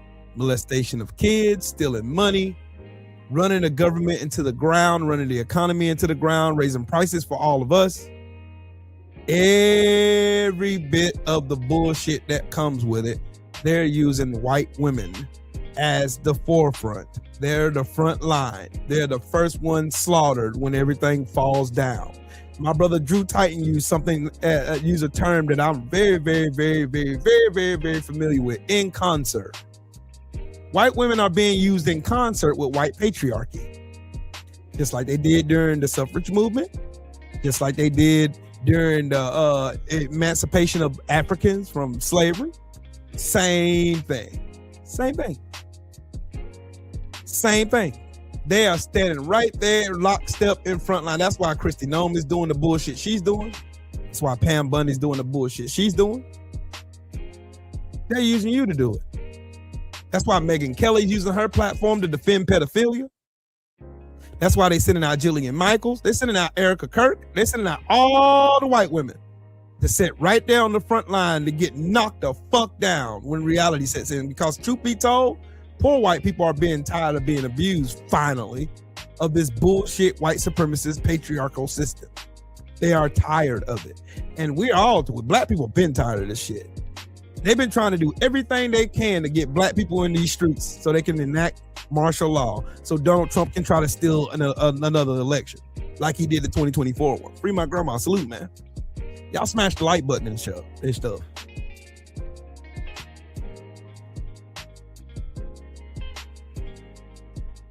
This is what they're trying to do. This is what their MO is. This is why they're doing what they're doing. This is why they're moving the way they are. They're moving the way they are because they can use white women. White women think they have access to the white patriarchal system, and they don't. Because as soon as they serve their purpose, they're out of the way.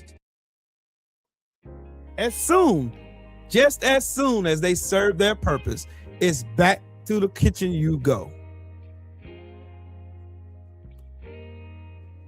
Back to the kitchen.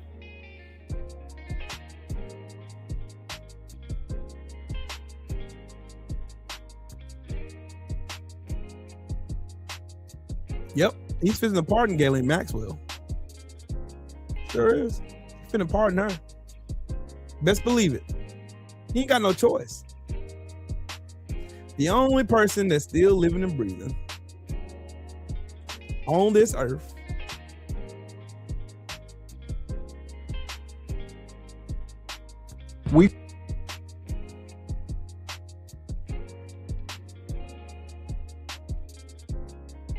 that has any kind of real knowledge on what Trump did, his evilness, and all the people involved, was the one who groomed those girls, Ghislaine Maxwell. And she will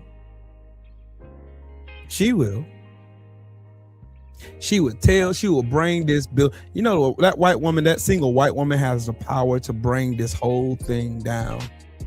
And I got a question for those Trumpers that keep trying to say Trump was vindicated. So why is he trying to hide the files? Why is Marjorie Taylor Greene saying Donald Trump is the one that fought the hardest to stop these files from being released then? See, when it comes to like real questions and shit like that, these motherfuckers they don't care about facts.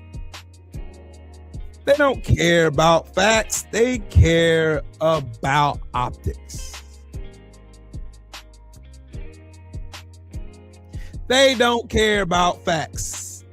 They don't give a damn about facts. But don't worry, there's more proof Trump's a pedophile, though. We've spoken to a number of sources who saw Donald Trump at the parties. Most paint a similar picture. Just describe to us the way Donald Trump behaved at these parties. I mean, this guy it was like a predator in action.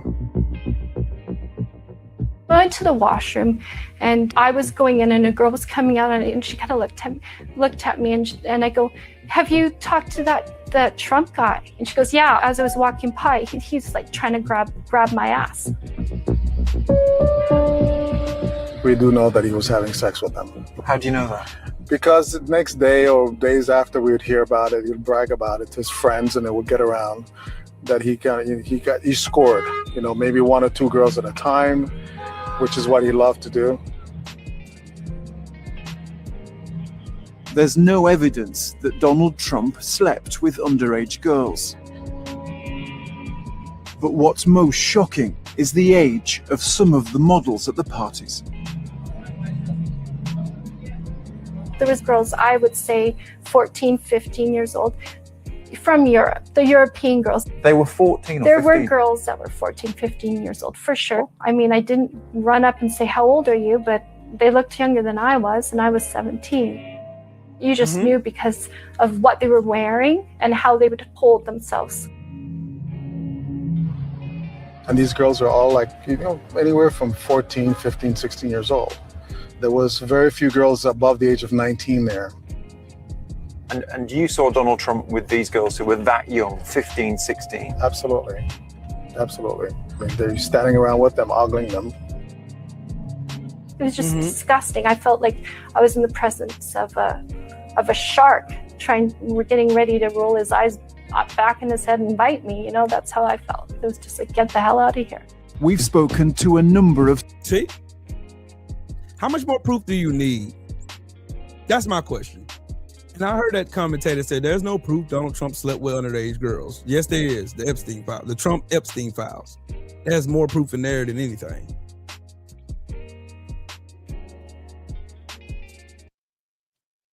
Y'all remember when I told y'all that Donald Trump made suicides with white farmers go up through the roof? There you go. Bankruptcies rose 46% in 2025. The last time bankruptcy was this high was when Trump was president the first time, 2020. There you go, right there. There you go, right there in your face. There you go, right there in your face. How much more proof do y'all need? Because I got receipts for days. I keep receipts.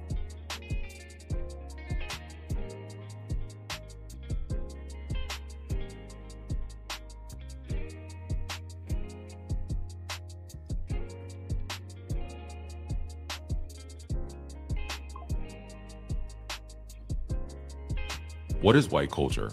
And why do white people who live in settler colonies like America, South Africa, and Australia feel the need to protect whiteness? Think about white identity. So tell me the values that stitch together white identity and that make it different than black identity. I would say that the white church is very different than the black church in terms of its tone and style on average. Foodways could often be different. And those music could be different. Those are being erased. Music could be different. If you look at the Super Bowl halftime show, which was not in English this year. So our ability to access white churches or white food or white music is being erased? I am concerned with the majority common American culture that we had for some time that through particularly mass immigration, I think has become much more balkanized. And I think that weakens us. We have seen a rise in right-wing fascism around the world. And it's not only in America, but America seems to be spearheading this movement of white people feeling like the great replacement is happening and that they are being persecuted and that something like racism against white people can be real. I say often that white people are some of the most delusional people on earth, and that's only because they are the victors in the story of colonization. And post-colonial world is the modern world, and they've written themselves as benevolent, as democratic, as modern.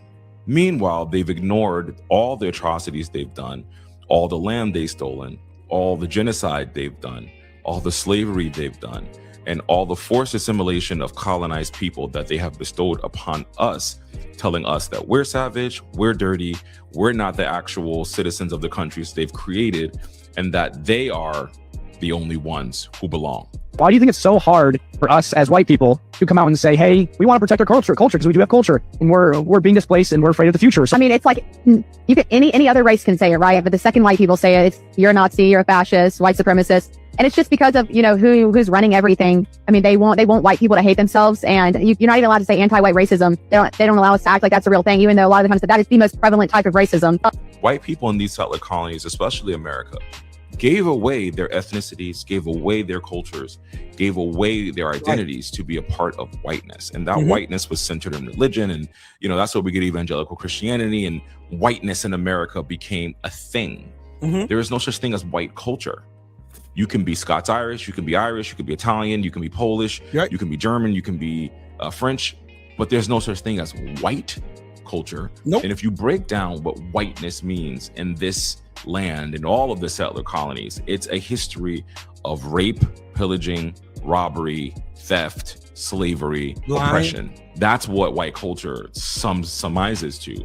So I want you guys to think long and hard about what you think you're protecting and what you think you're talking about versus the reality of what you're protecting and the reality of what you're talking about. I've got to say though to you Americans, the Trump effect ended up working around all the Western countries. Donald basically gave the wave to people to say, all of us are connected to Western countries. We're all European descent, and we're going to speak up and say, we built England, Canada, Australia, America. It belongs to us, the European descent. We found the land, we built the land. And I thank you from my heart. So when we have a president like Donald Trump that is not only inspiring Americans, but inspiring people around the world to be white supremacists, what does that mean for them?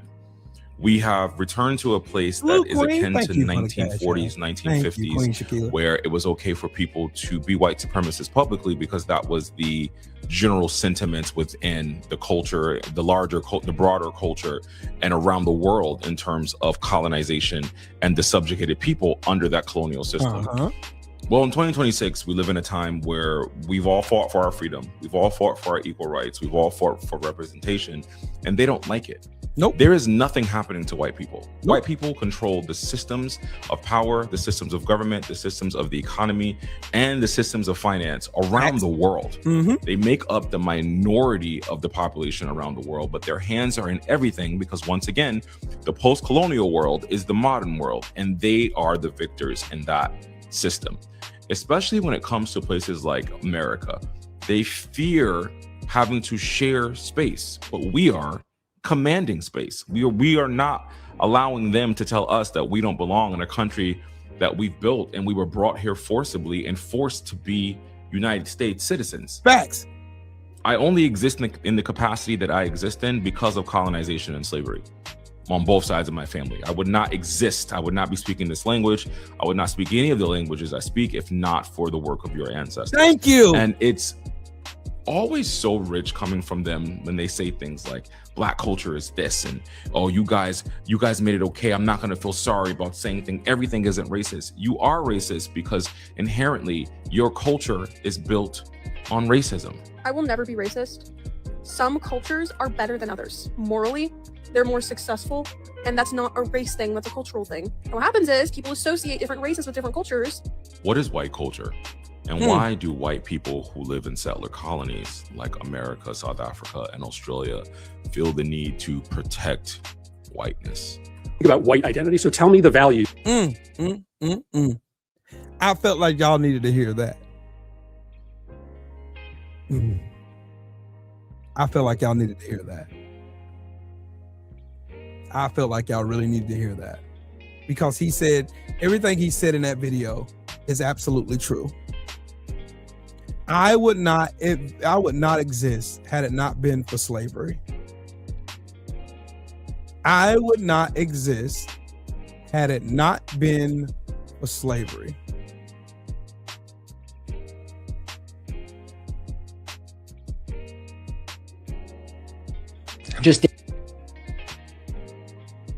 Shout out to Brian Tyler Cohen, and he had the man, Donald Trump, the thorn in his side, on his show. But check this out. Days ago, Donald Trump put a picture of your face on an ape's body.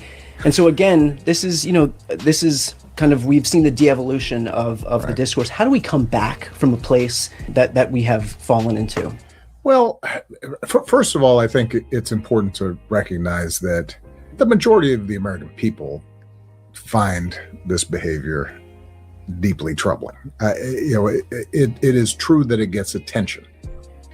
It's true that it's a distraction. Yep. But as I'm traveling around the country, as you're traveling around the country, you meet people. They still believe in decency, courtesy, kindness, and there's this sort of clown show that's happening in social media and on television.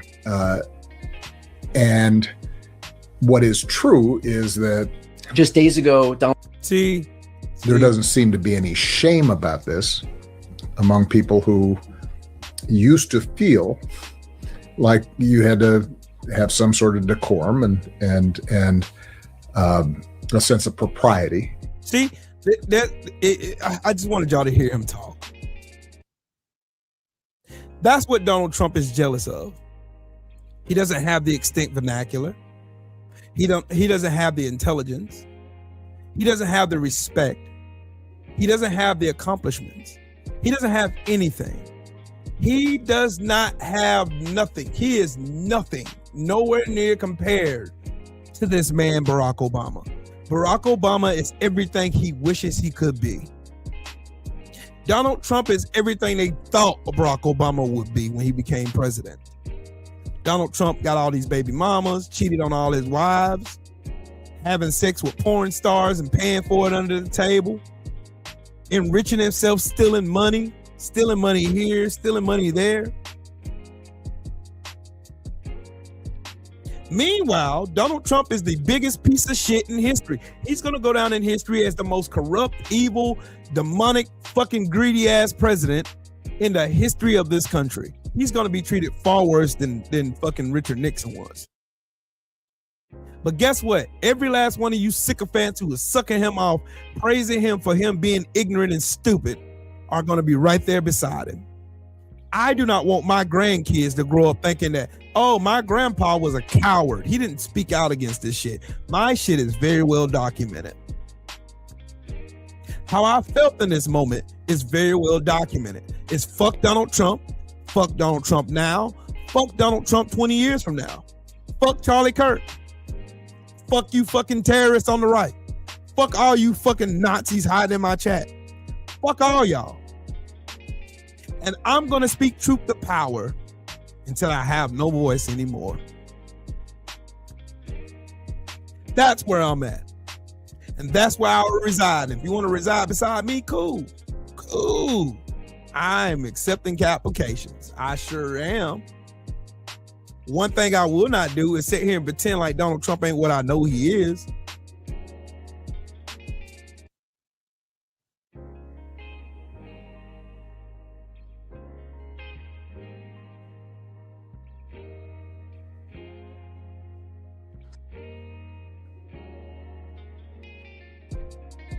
Like my brother Shelton said, equality is oppression to a racist.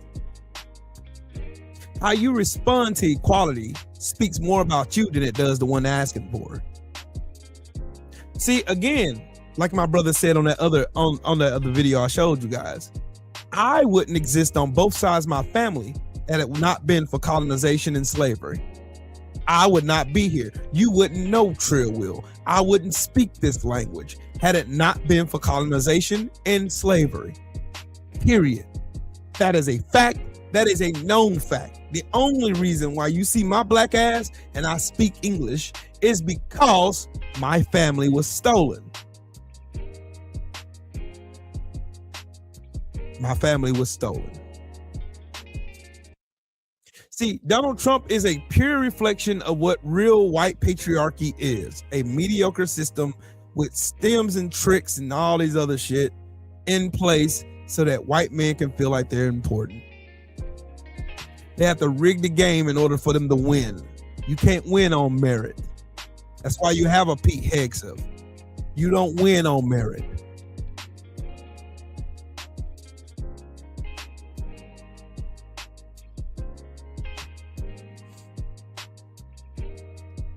You don't win on merit. You never have. You can't. You had to rig the game. And see, meanwhile, have y'all ever thought about the only reason why people come in here and call me racist? Have y'all ever thought of that? The only reason why they're coming here calling me a racist is because I'm reminding them of who they really are. I'm showing the mirror. I'm the proverbial mirror showing you who you are and what you stand for. And you can't stand it. It bothers you to your soul that I'm so intellectually smart and analytical in my thought process that I can break down and show you what real history with context and receipts, and you absolutely fucking hate it. That's why you call me a racist. I've never caused harm to a white person simply because they were white. I've never said anything disingenuous about white people because they were white. I've never went and violated the space and sanctity of white people because they were right there beside me. I've never done none of that shit. So how can you then call me a racist?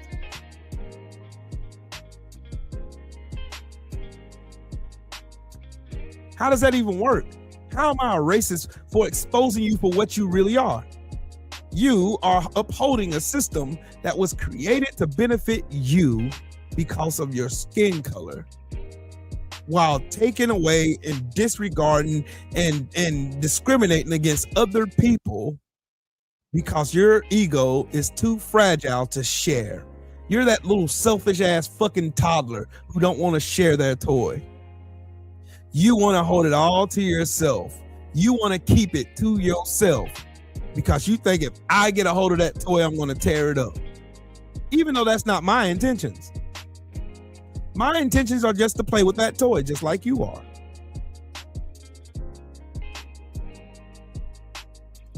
Barack Obama won a Nobel Peace Prize because he was a good, decent human being. Donald Trump stole one because he's a piece of shit.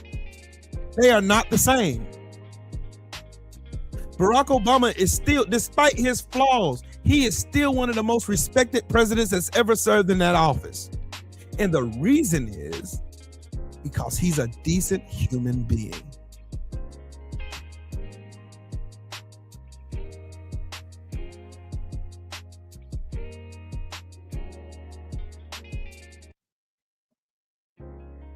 I hope she is. She needs to resign any fucking way.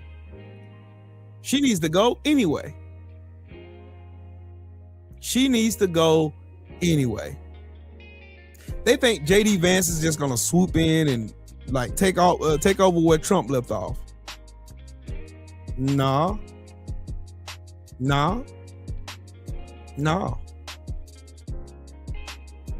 That day is coming.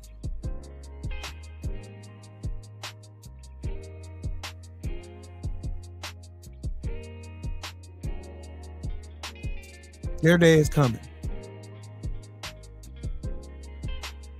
Their day is coming. Trust and believe me when I tell you their day is coming.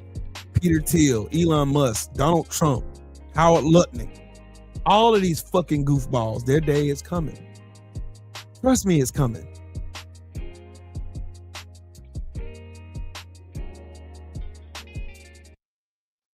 Their day is coming. Their day is coming. They're using all the projections that they can to try to project on the good, decent people.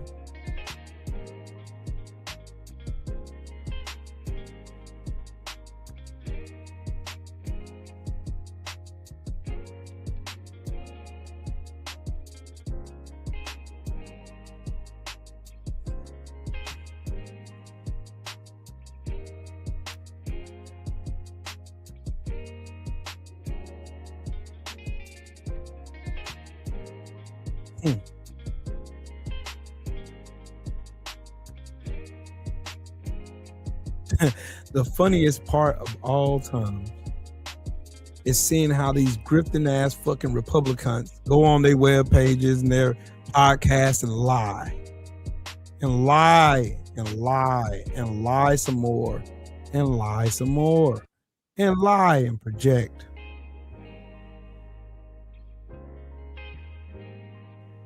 Everything about Trump is fake. When y'all figure that out, that's when y'all gonna see him for what he really is. Again, but I said in this show, Donald Trump has never made as much money as he made grifting from the White House. He's never made this much money before. Why do y'all think he keeps stealing more money? Because he's never had access to this much cash. Ever. Don't worry. Look, white women, I'm gonna tell y'all again, they're just using y'all. Did you know that Pam Bondi was the Attorney General of Florida who let George Zimmerman get away with murdering Trayvon Martin? Did you know Pam Bondi was the AG of Florida who let Casey Anthony get away with murdering her own daughter? Did you know that Pam Bondi was the AG of Florida when Jeffrey Epstein was first arrested and given a sweetheart deal which allowed him to continue ruining the lives of young girls? Pam Bondi's legacy is letting horrible people get away with heinous crimes. She is incompetent and she is evil. Did you know that Pam Bondi was the Attorney General of Florida who let George Zimmerman get away with murder? Yeah, that's Pam Bondi for you, folks. That's her. That's Pam Bondi.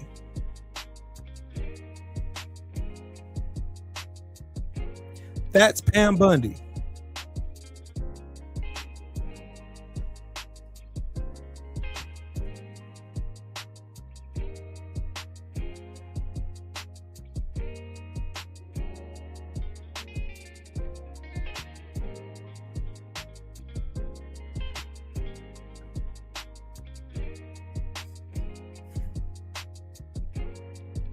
More videos. Just in case you were worried that there weren't enough Trump administration officials implicated in the Epstein files, I come bearing good news. Now we know that Dr. Oz had a buddy-buddy relationship with Epstein as well. And I'll give you 3 things about it. Trump's administrator of Medicare and Medicaid, Dr. Mehmet Oz, appears to have invited Jeffrey Epstein to a Valentine's Day party in 2016. Now, he hasn't been accused of any wrongdoing, but that invitation came long after Epstein first pleaded guilty to soliciting sex with underage girls. Thing number 1, newly unsealed documents from the Virginia Guthrie case reveal that Dr. Mehmet Oz, Trump's pick to lead the Centers for Medicare and Medicaid Services, was a frequent guest at Jeffrey Epstein's Manhattan home. These records place Oz at dinner parties alongside both Epstein and Ghislaine Maxwell. There are also mentions of him in Epstein's infamous Little Black Book, including multiple phone numbers and an email address. Despite his role as a public health figure, Oz was a part of the social circle built on the exploitation of young women and girls. Thing number 2, the Venn diagram of Trump associates and Epstein associates is just a circle. Here is the complete list of Trump's inner circle and cabinet that had their own distinct relationship with Jeffrey Epstein.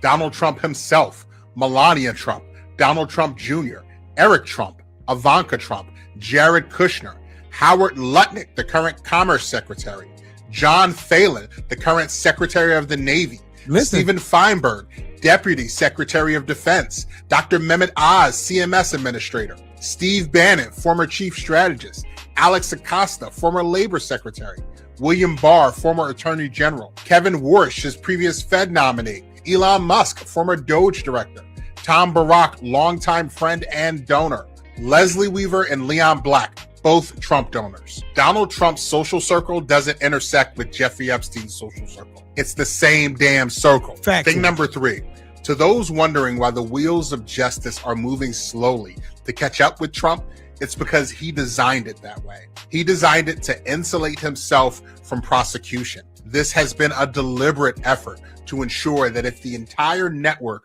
of co-conspirators falls, Trump remains protected. But I want to know what you think. Drop your thoughts in the comments and follow Major League TV on all platforms. See?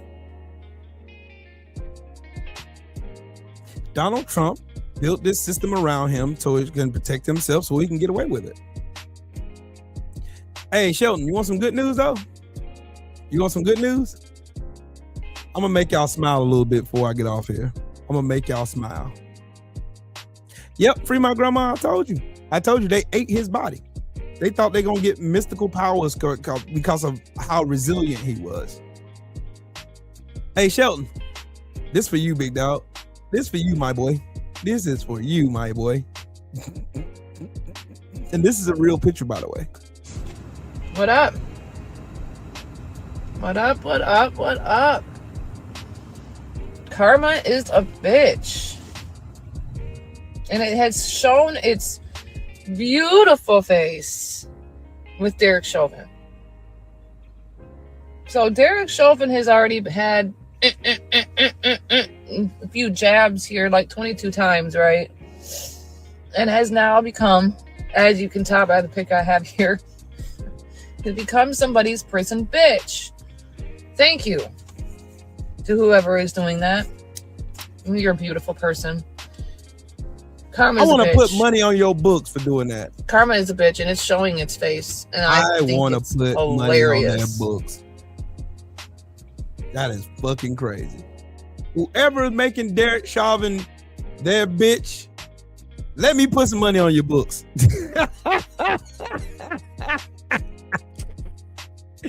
They done made Derek Chauvin a prison bitch. Damn.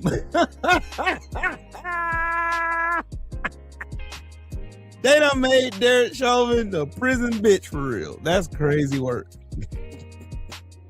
I want to put some money on I want to bless your books right now, my man. I want to bless your books. Jesus Christ bananas. Ah, yeah. This is the one. This is the one right here. This is the one. This is the one. This the one. This the one. This the one. This the one. Listen to this. You ever realize how Christy Nome looks like she was assembled by a 5-year-old who lost the instructions through the middle of the project and still completed it anyway? Come on.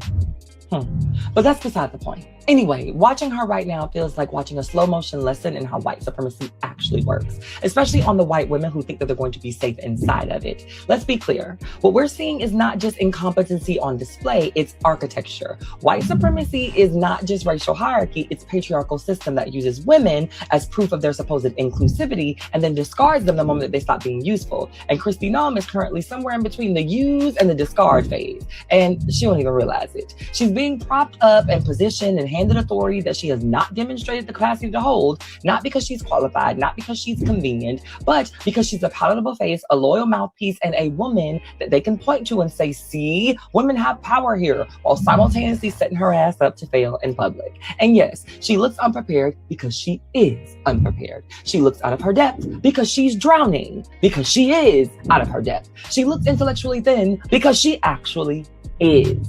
But what's critical is this, and that it didn't happen by accident. This is what patriarchy does to the women who serve it. It elevates them without equipping them. It places them in roles without protection. It hands them a microphone without giving them the tools to survive the consequences of speaking, because the goal isn't for them to succeed. It is for them to be visible enough to absorb the backlash that should be landing on the men who built this mess. She's not powerful. She is positioned. She is not respected. She is useful. She is not leading. She is being deployed. And that's the part that women like her never clock until it's too late. Mm-hmm. White supremacy don't love women. It borrows them. It doesn't protect women. It exposes them. It does not elevate women. It weaponizes them. So yes, Christy Nome is ignorant. Hey, where are the white women at? Ill-equipped. Yes, she is embarrassing herself in real time, but she is also fulfilling exactly the function of the system that was designed for her, to be a shield, a distraction, a scapegoat, and eventually a spectacle. And she is the crash test dummy in a car that she didn't build, but she didn't design it, but she doesn't control it. Oh wait, there's no good part to that. And the wall is coming, and it's coming down on her fast, because patriarchy always eats its daughters every time. And until y'all white women who side with the patriarchy and the MAGA realize that, I'll wait while all of y'all get a wall. You ever? Yeah, there it is. There it is. That is right there. That is right there. That is right there. Hey, where are the white women at? There it is right there. There it is. Don't worry, there's more. There's I got more. Oh, I got more. I got more. There you go. I don't know who made this, but I just received this from my sister. It says they hate women so much they set up women for this moment to take their fall. And if that isn't the damn truth, like, they have put all these women in positions and they're just like, pull my string, and they repeat what he tells them to repeat, and they will take the fall. Just like Ghislaine has the only one who has taken the fall. If you do not see what is so clearly in front of you, you're part of it and you don't know it, or you are okay with it. There's no in between. But these women are just regurgitating facts of their own make-believe. Like, their disinformation is being fed to them and they are being told to spew it, and they will fall. They're gonna hold these women accountable, and the men behind them will walk free because they'll see, oh, see? We fixed it. We got rid of the problem. The women were always the problem. Wake up, women in America. There's a reason of all the Epstein crimes that Ghislaine is the only one in jail. Like, it doesn't take, like, I'm not Benson or Stabler, but I can see, what's happening here. And these women are just the next scapegoat. I don't know who made this, but I just received this from my... Let me add on to what she just said. Let me add on to that. They're not only using those women, they're using sellouts as well. Bootlickers, buck dancers, Sambos, self-hating ass Negroes, self-hating ass Latinos, self-hating ass Asians, all these self-haters of their own communities. They're using them too. Rodney, what's up, family? They're using them too. They're using them too. So when that wall falls on, like my brother Drew says all the time, in concert, these people are going to be the first ones led to slaughter. While Trump and all his other cronies get to skate off into the night, away from accountability, away from getting their comeuppance, away from getting what's due to them. They're going to gladly waltz their asses away, leaving them in the dirt.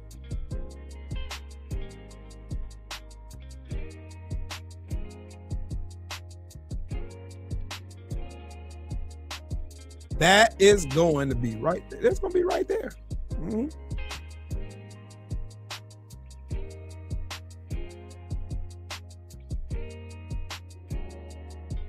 Mm-hmm.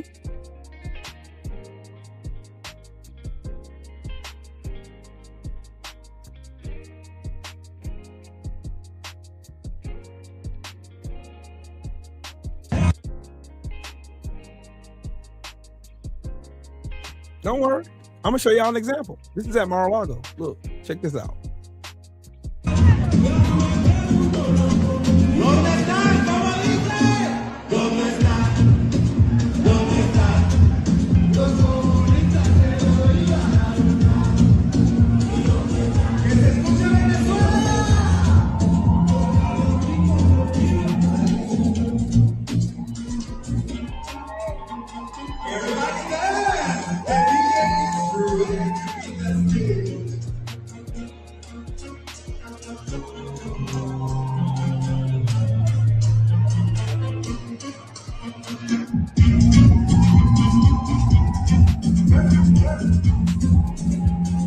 Look at them. This is what they really think about y'all. While they have Latino performers on that stage at Shit-a-Lago, they got AI videos in the back playing, desecrating them.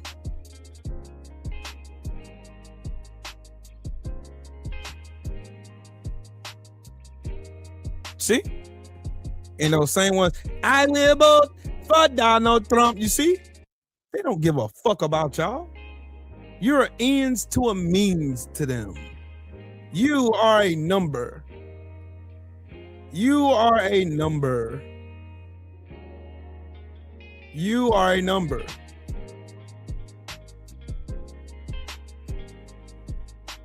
You are a number.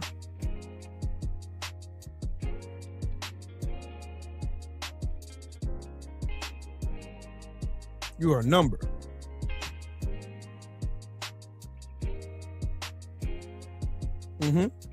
You are a number.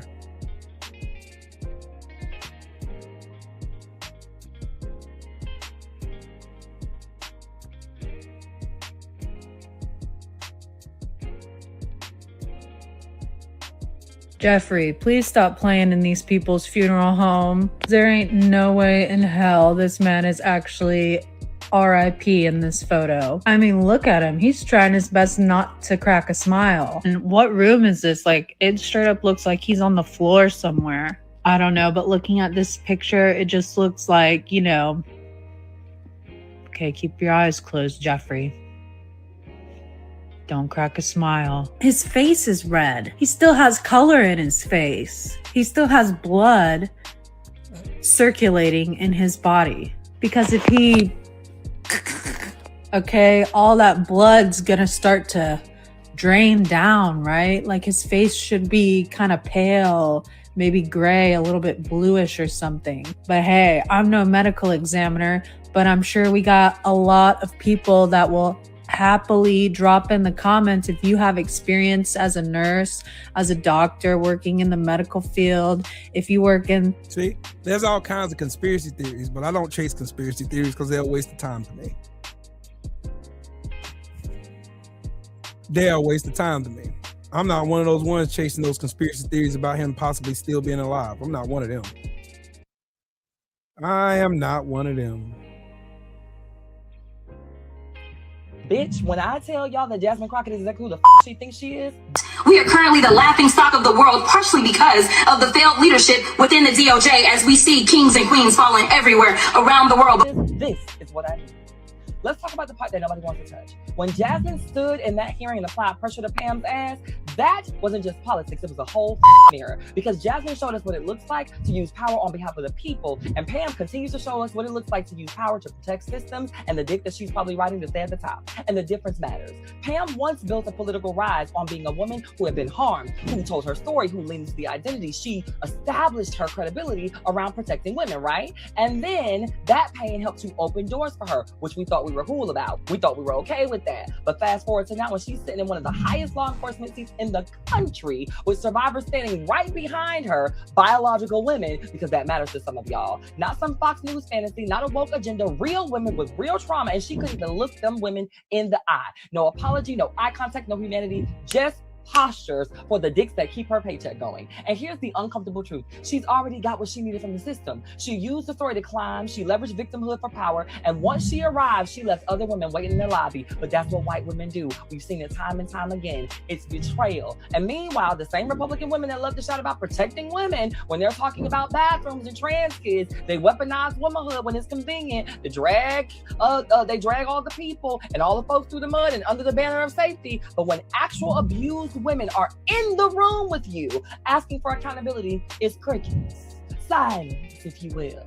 That's not protection, that's a performance. And yes, there were also a male survivor present, and that matters. But today I'm naming a pattern. Women who pull the ladder up behind themselves and then use their power to police everybody else's bodies while refusing to tend to real harm. Jasmine Crockett didn't come in soft. She didn't come in polite. Nope. She came in real clear. Came in crystal clear. To be exact. And she said what too many people are afraid to say in government. You don't get to redact predators and expose victims. You don't get to hide behind professionalism while survivors beg you for justice. You don't get to wear your authority and abandon your your empathy. And that's why her edge matters, because accountability doesn't always sound calm. Sometimes it sounds like somebody finally telling the truth out loud. So if you are a Jasmine fan, then sit with this. This is what it looks like when you use your platform for people who don't have one. And if you're a fan of Pam Bondi, then sit with this too. How do you defend a woman who once sent to her own pain and then couldn't honor anyone else's in return? That is the real question. Not who yelled, not who was composed, but who remember why they were supposed to be there and who defended the people who keep us down every single day, especially the ones that want y'all to live in a world where the handmaid's tale becomes the truth and they get to benefit from you having their babies and shutting the up. And until y'all understand that, like always, I'll wait. My God, today. My God, today. Ooh. My God, today. That's it. That'll do it.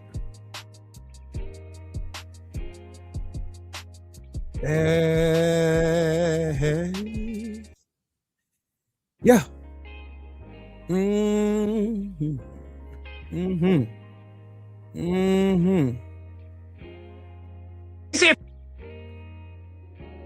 Got more.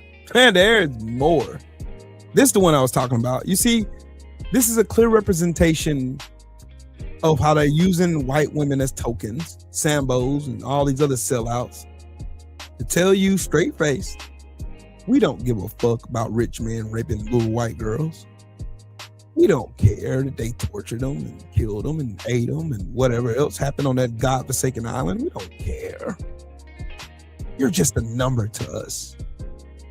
We're going to get our money and there ain't shit you going to do about it. We control the politicians. We control the financial infrastructure. We control everything. That is exactly what the message is in this picture. That is what I see when I look at Pam Bondi. Can't even think to even look those people in the face when she's sitting not even a foot away from them. She's literally right there in front of them. Look. Don't worry. Look. Just look.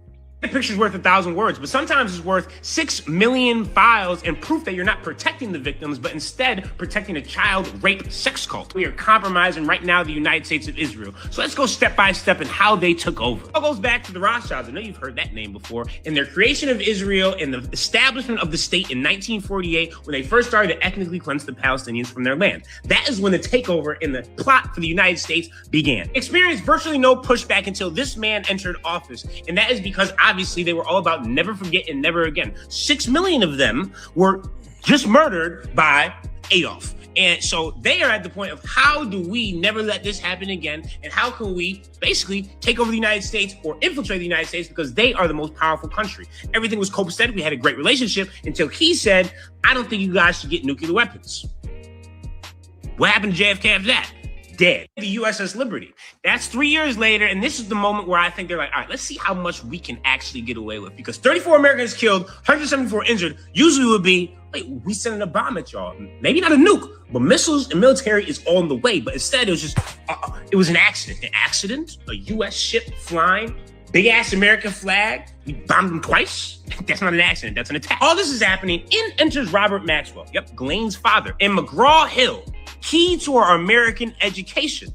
See, Robert Maxwell was the one that ran McGraw-Hill. And so if you wonder and you think back, why were we so focused on the Holocaust? Why were we so focused on Anne Frank?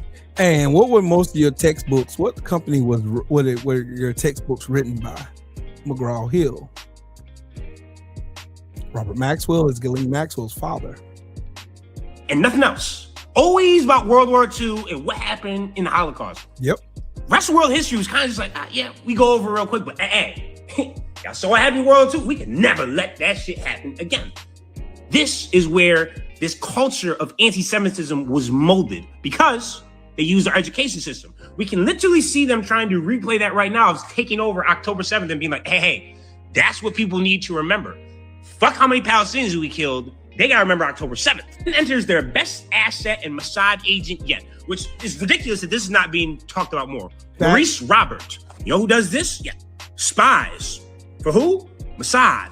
And so, what did they use him for? Hey, we will give you as much money as you need, and we're gonna connect you with powerful people around the world. You have a high EQ. So you're gonna get these people on your side, and you're gonna put them in compromising positions. You just don't go from teacher to the main person that every single person needs to get in contact with unless somebody puts you in that position. And come alive, Epstein's ring. Then this happened. There were 5 people that were dancing and recording while this was happening, and they said they were here to document the event. And at the same time, this is right after we say, we're not going to just go over to the Middle East and start bombing people. He's like, no. Iraq has weapons of mass destruction. If you don't listen to me, I'm telling you, they're going to attack y'all shortly after. Now, you can say it's conspiracy, do whatever the fuck you want. I don't really care. After the research I've done, I know who the fuck I'm blaming, and it's not Osama bin Laden. Epstein gets word Trump's a powerful guy. They become best friends all through the 90s and into the early 2000s. Now, their relationship goes stale because of who? Virginia, the woman that killed herself. And he said that himself on a jet. He's like, yeah, man, Epstein stole her from me. Then he gets arrested in 2006 from 2 high school girls that were in an argument and overheard, you're a whore. You get paid for sex. If that would have never happened, who knows how much longer he would have been doing this ring of fucking psychotic bullshit. Now, for whatever reason, actually we know what reason, because he's a Mossad asset, when he goes to trial, only 1 girl is brought up, even though there's proof of 15. In 2006, Donald Trump makes that phone call. I'm telling you, everyone knew he was doing this. Thank God you caught him, AKA jumping shit and trying to get out of this relationship publicly. Now he decides to team up with Bannon instead because obviously he also has connections, along with Lutnick, along with Wexner, Bill Gates, Bill Clinton, all these people of power, because basically he's the middleman and he is the spy that will then report back. Those crucial years will come between 2011 and 2019, where obviously Greater Israel was already a thing in their head, and also Bitcoin was established. He's one of the only people that knows the founders. And once you think about Bitcoin, it makes a lot more sense. How can we hide money that is untraceable and fund whoever the fuck we need to fund, and no government can say anything about it? Who else would do that? I know, the Mossad. Now, people don't realize we're not a left wing, right wing. It's the same bird. We're a controlled asset by these people. And there's no stopping it until we're like, oh, we got to disband this entire government. Anybody that has any attachment to AIPAC gots to go. We actually do go against them and basically try to overthrow them from power and say, hey, you guys no longer have influence in us, China, Russia, Middle East, none of that. That's when the sanction option comes out to play, which is basically their nuclear weapon where they go, bing, bing, and everybody fucking dies. Or they send nukes in all fucking different directions because, hey, we feel as though we're the chosen people. So if we got to go, so do all y'all. Mars Rare, you guessed it. Death. Brings us all the way back to how we got here today and how a woman cannot look other women that were sexually trafficked in the face because she's been purchased, bought. She's no longer even a human being. She's just another asset. In the United States of Israel, because we have power-hungry rapists, child pedophile type of people that want to veer for power, and he was able to catch all of them. A Mossad agent who also has some sick, nefarious, Mephistophelian tendencies, who also murdered people between both of them. So a real investigation should take place, but you guys also shouldn't expect it because the people that are currently in our country don't even run this shit. We get the call from BB the bomber and we have to follow orders. And that's why we have to starve the government slowly, one by one, ourselves. Or else this shit will never stop. We're just gonna keep on sending money, taxes, all the way over there until America is no fucking longer. They say a picture's worth 1,000 words, but sometimes it's worth 6 million files and proof that you're not protecting the victims, but instead protecting a child rape sex cult. We are compromising right now the United States of Israel. So let's go step by step in how they took over. It goes back to the Rothschilds. I know you've heard that name before.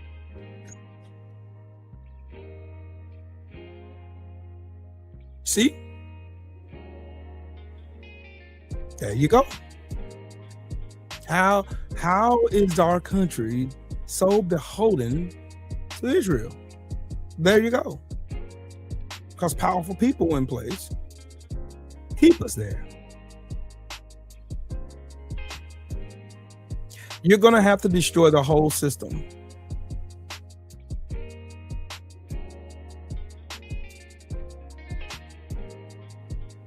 The whole system needs to go.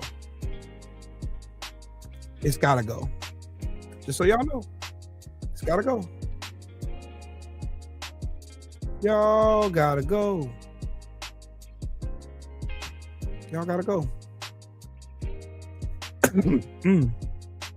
But anyways, I think I've done enough. I think I've done enough today. Yeah.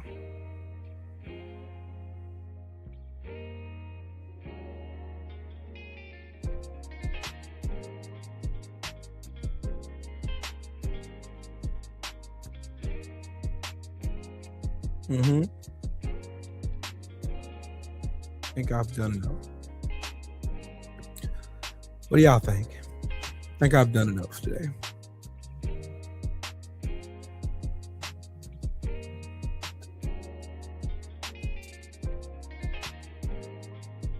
I'll take socialism for 200, Alex.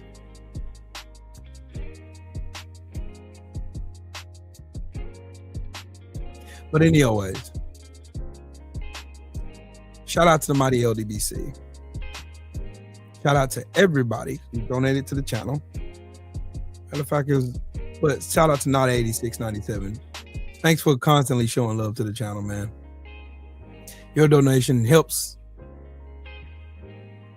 I appreciate you. But this shit don't run on free. So, just so y'all know, this shit does not run on free. Wish it did, but it don't.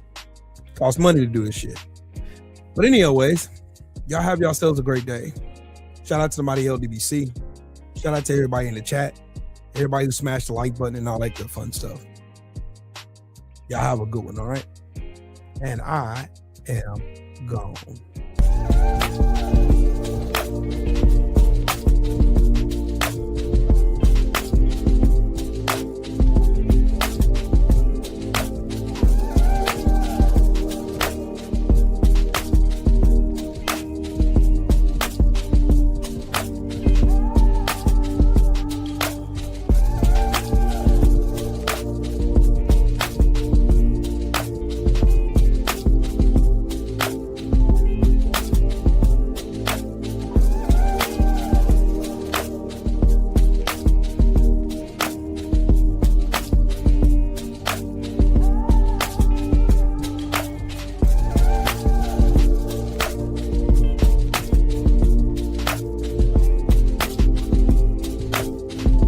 I have to get off this thing to go on my. Matter of fact, yeah, I'm gonna let Champ listen to some music.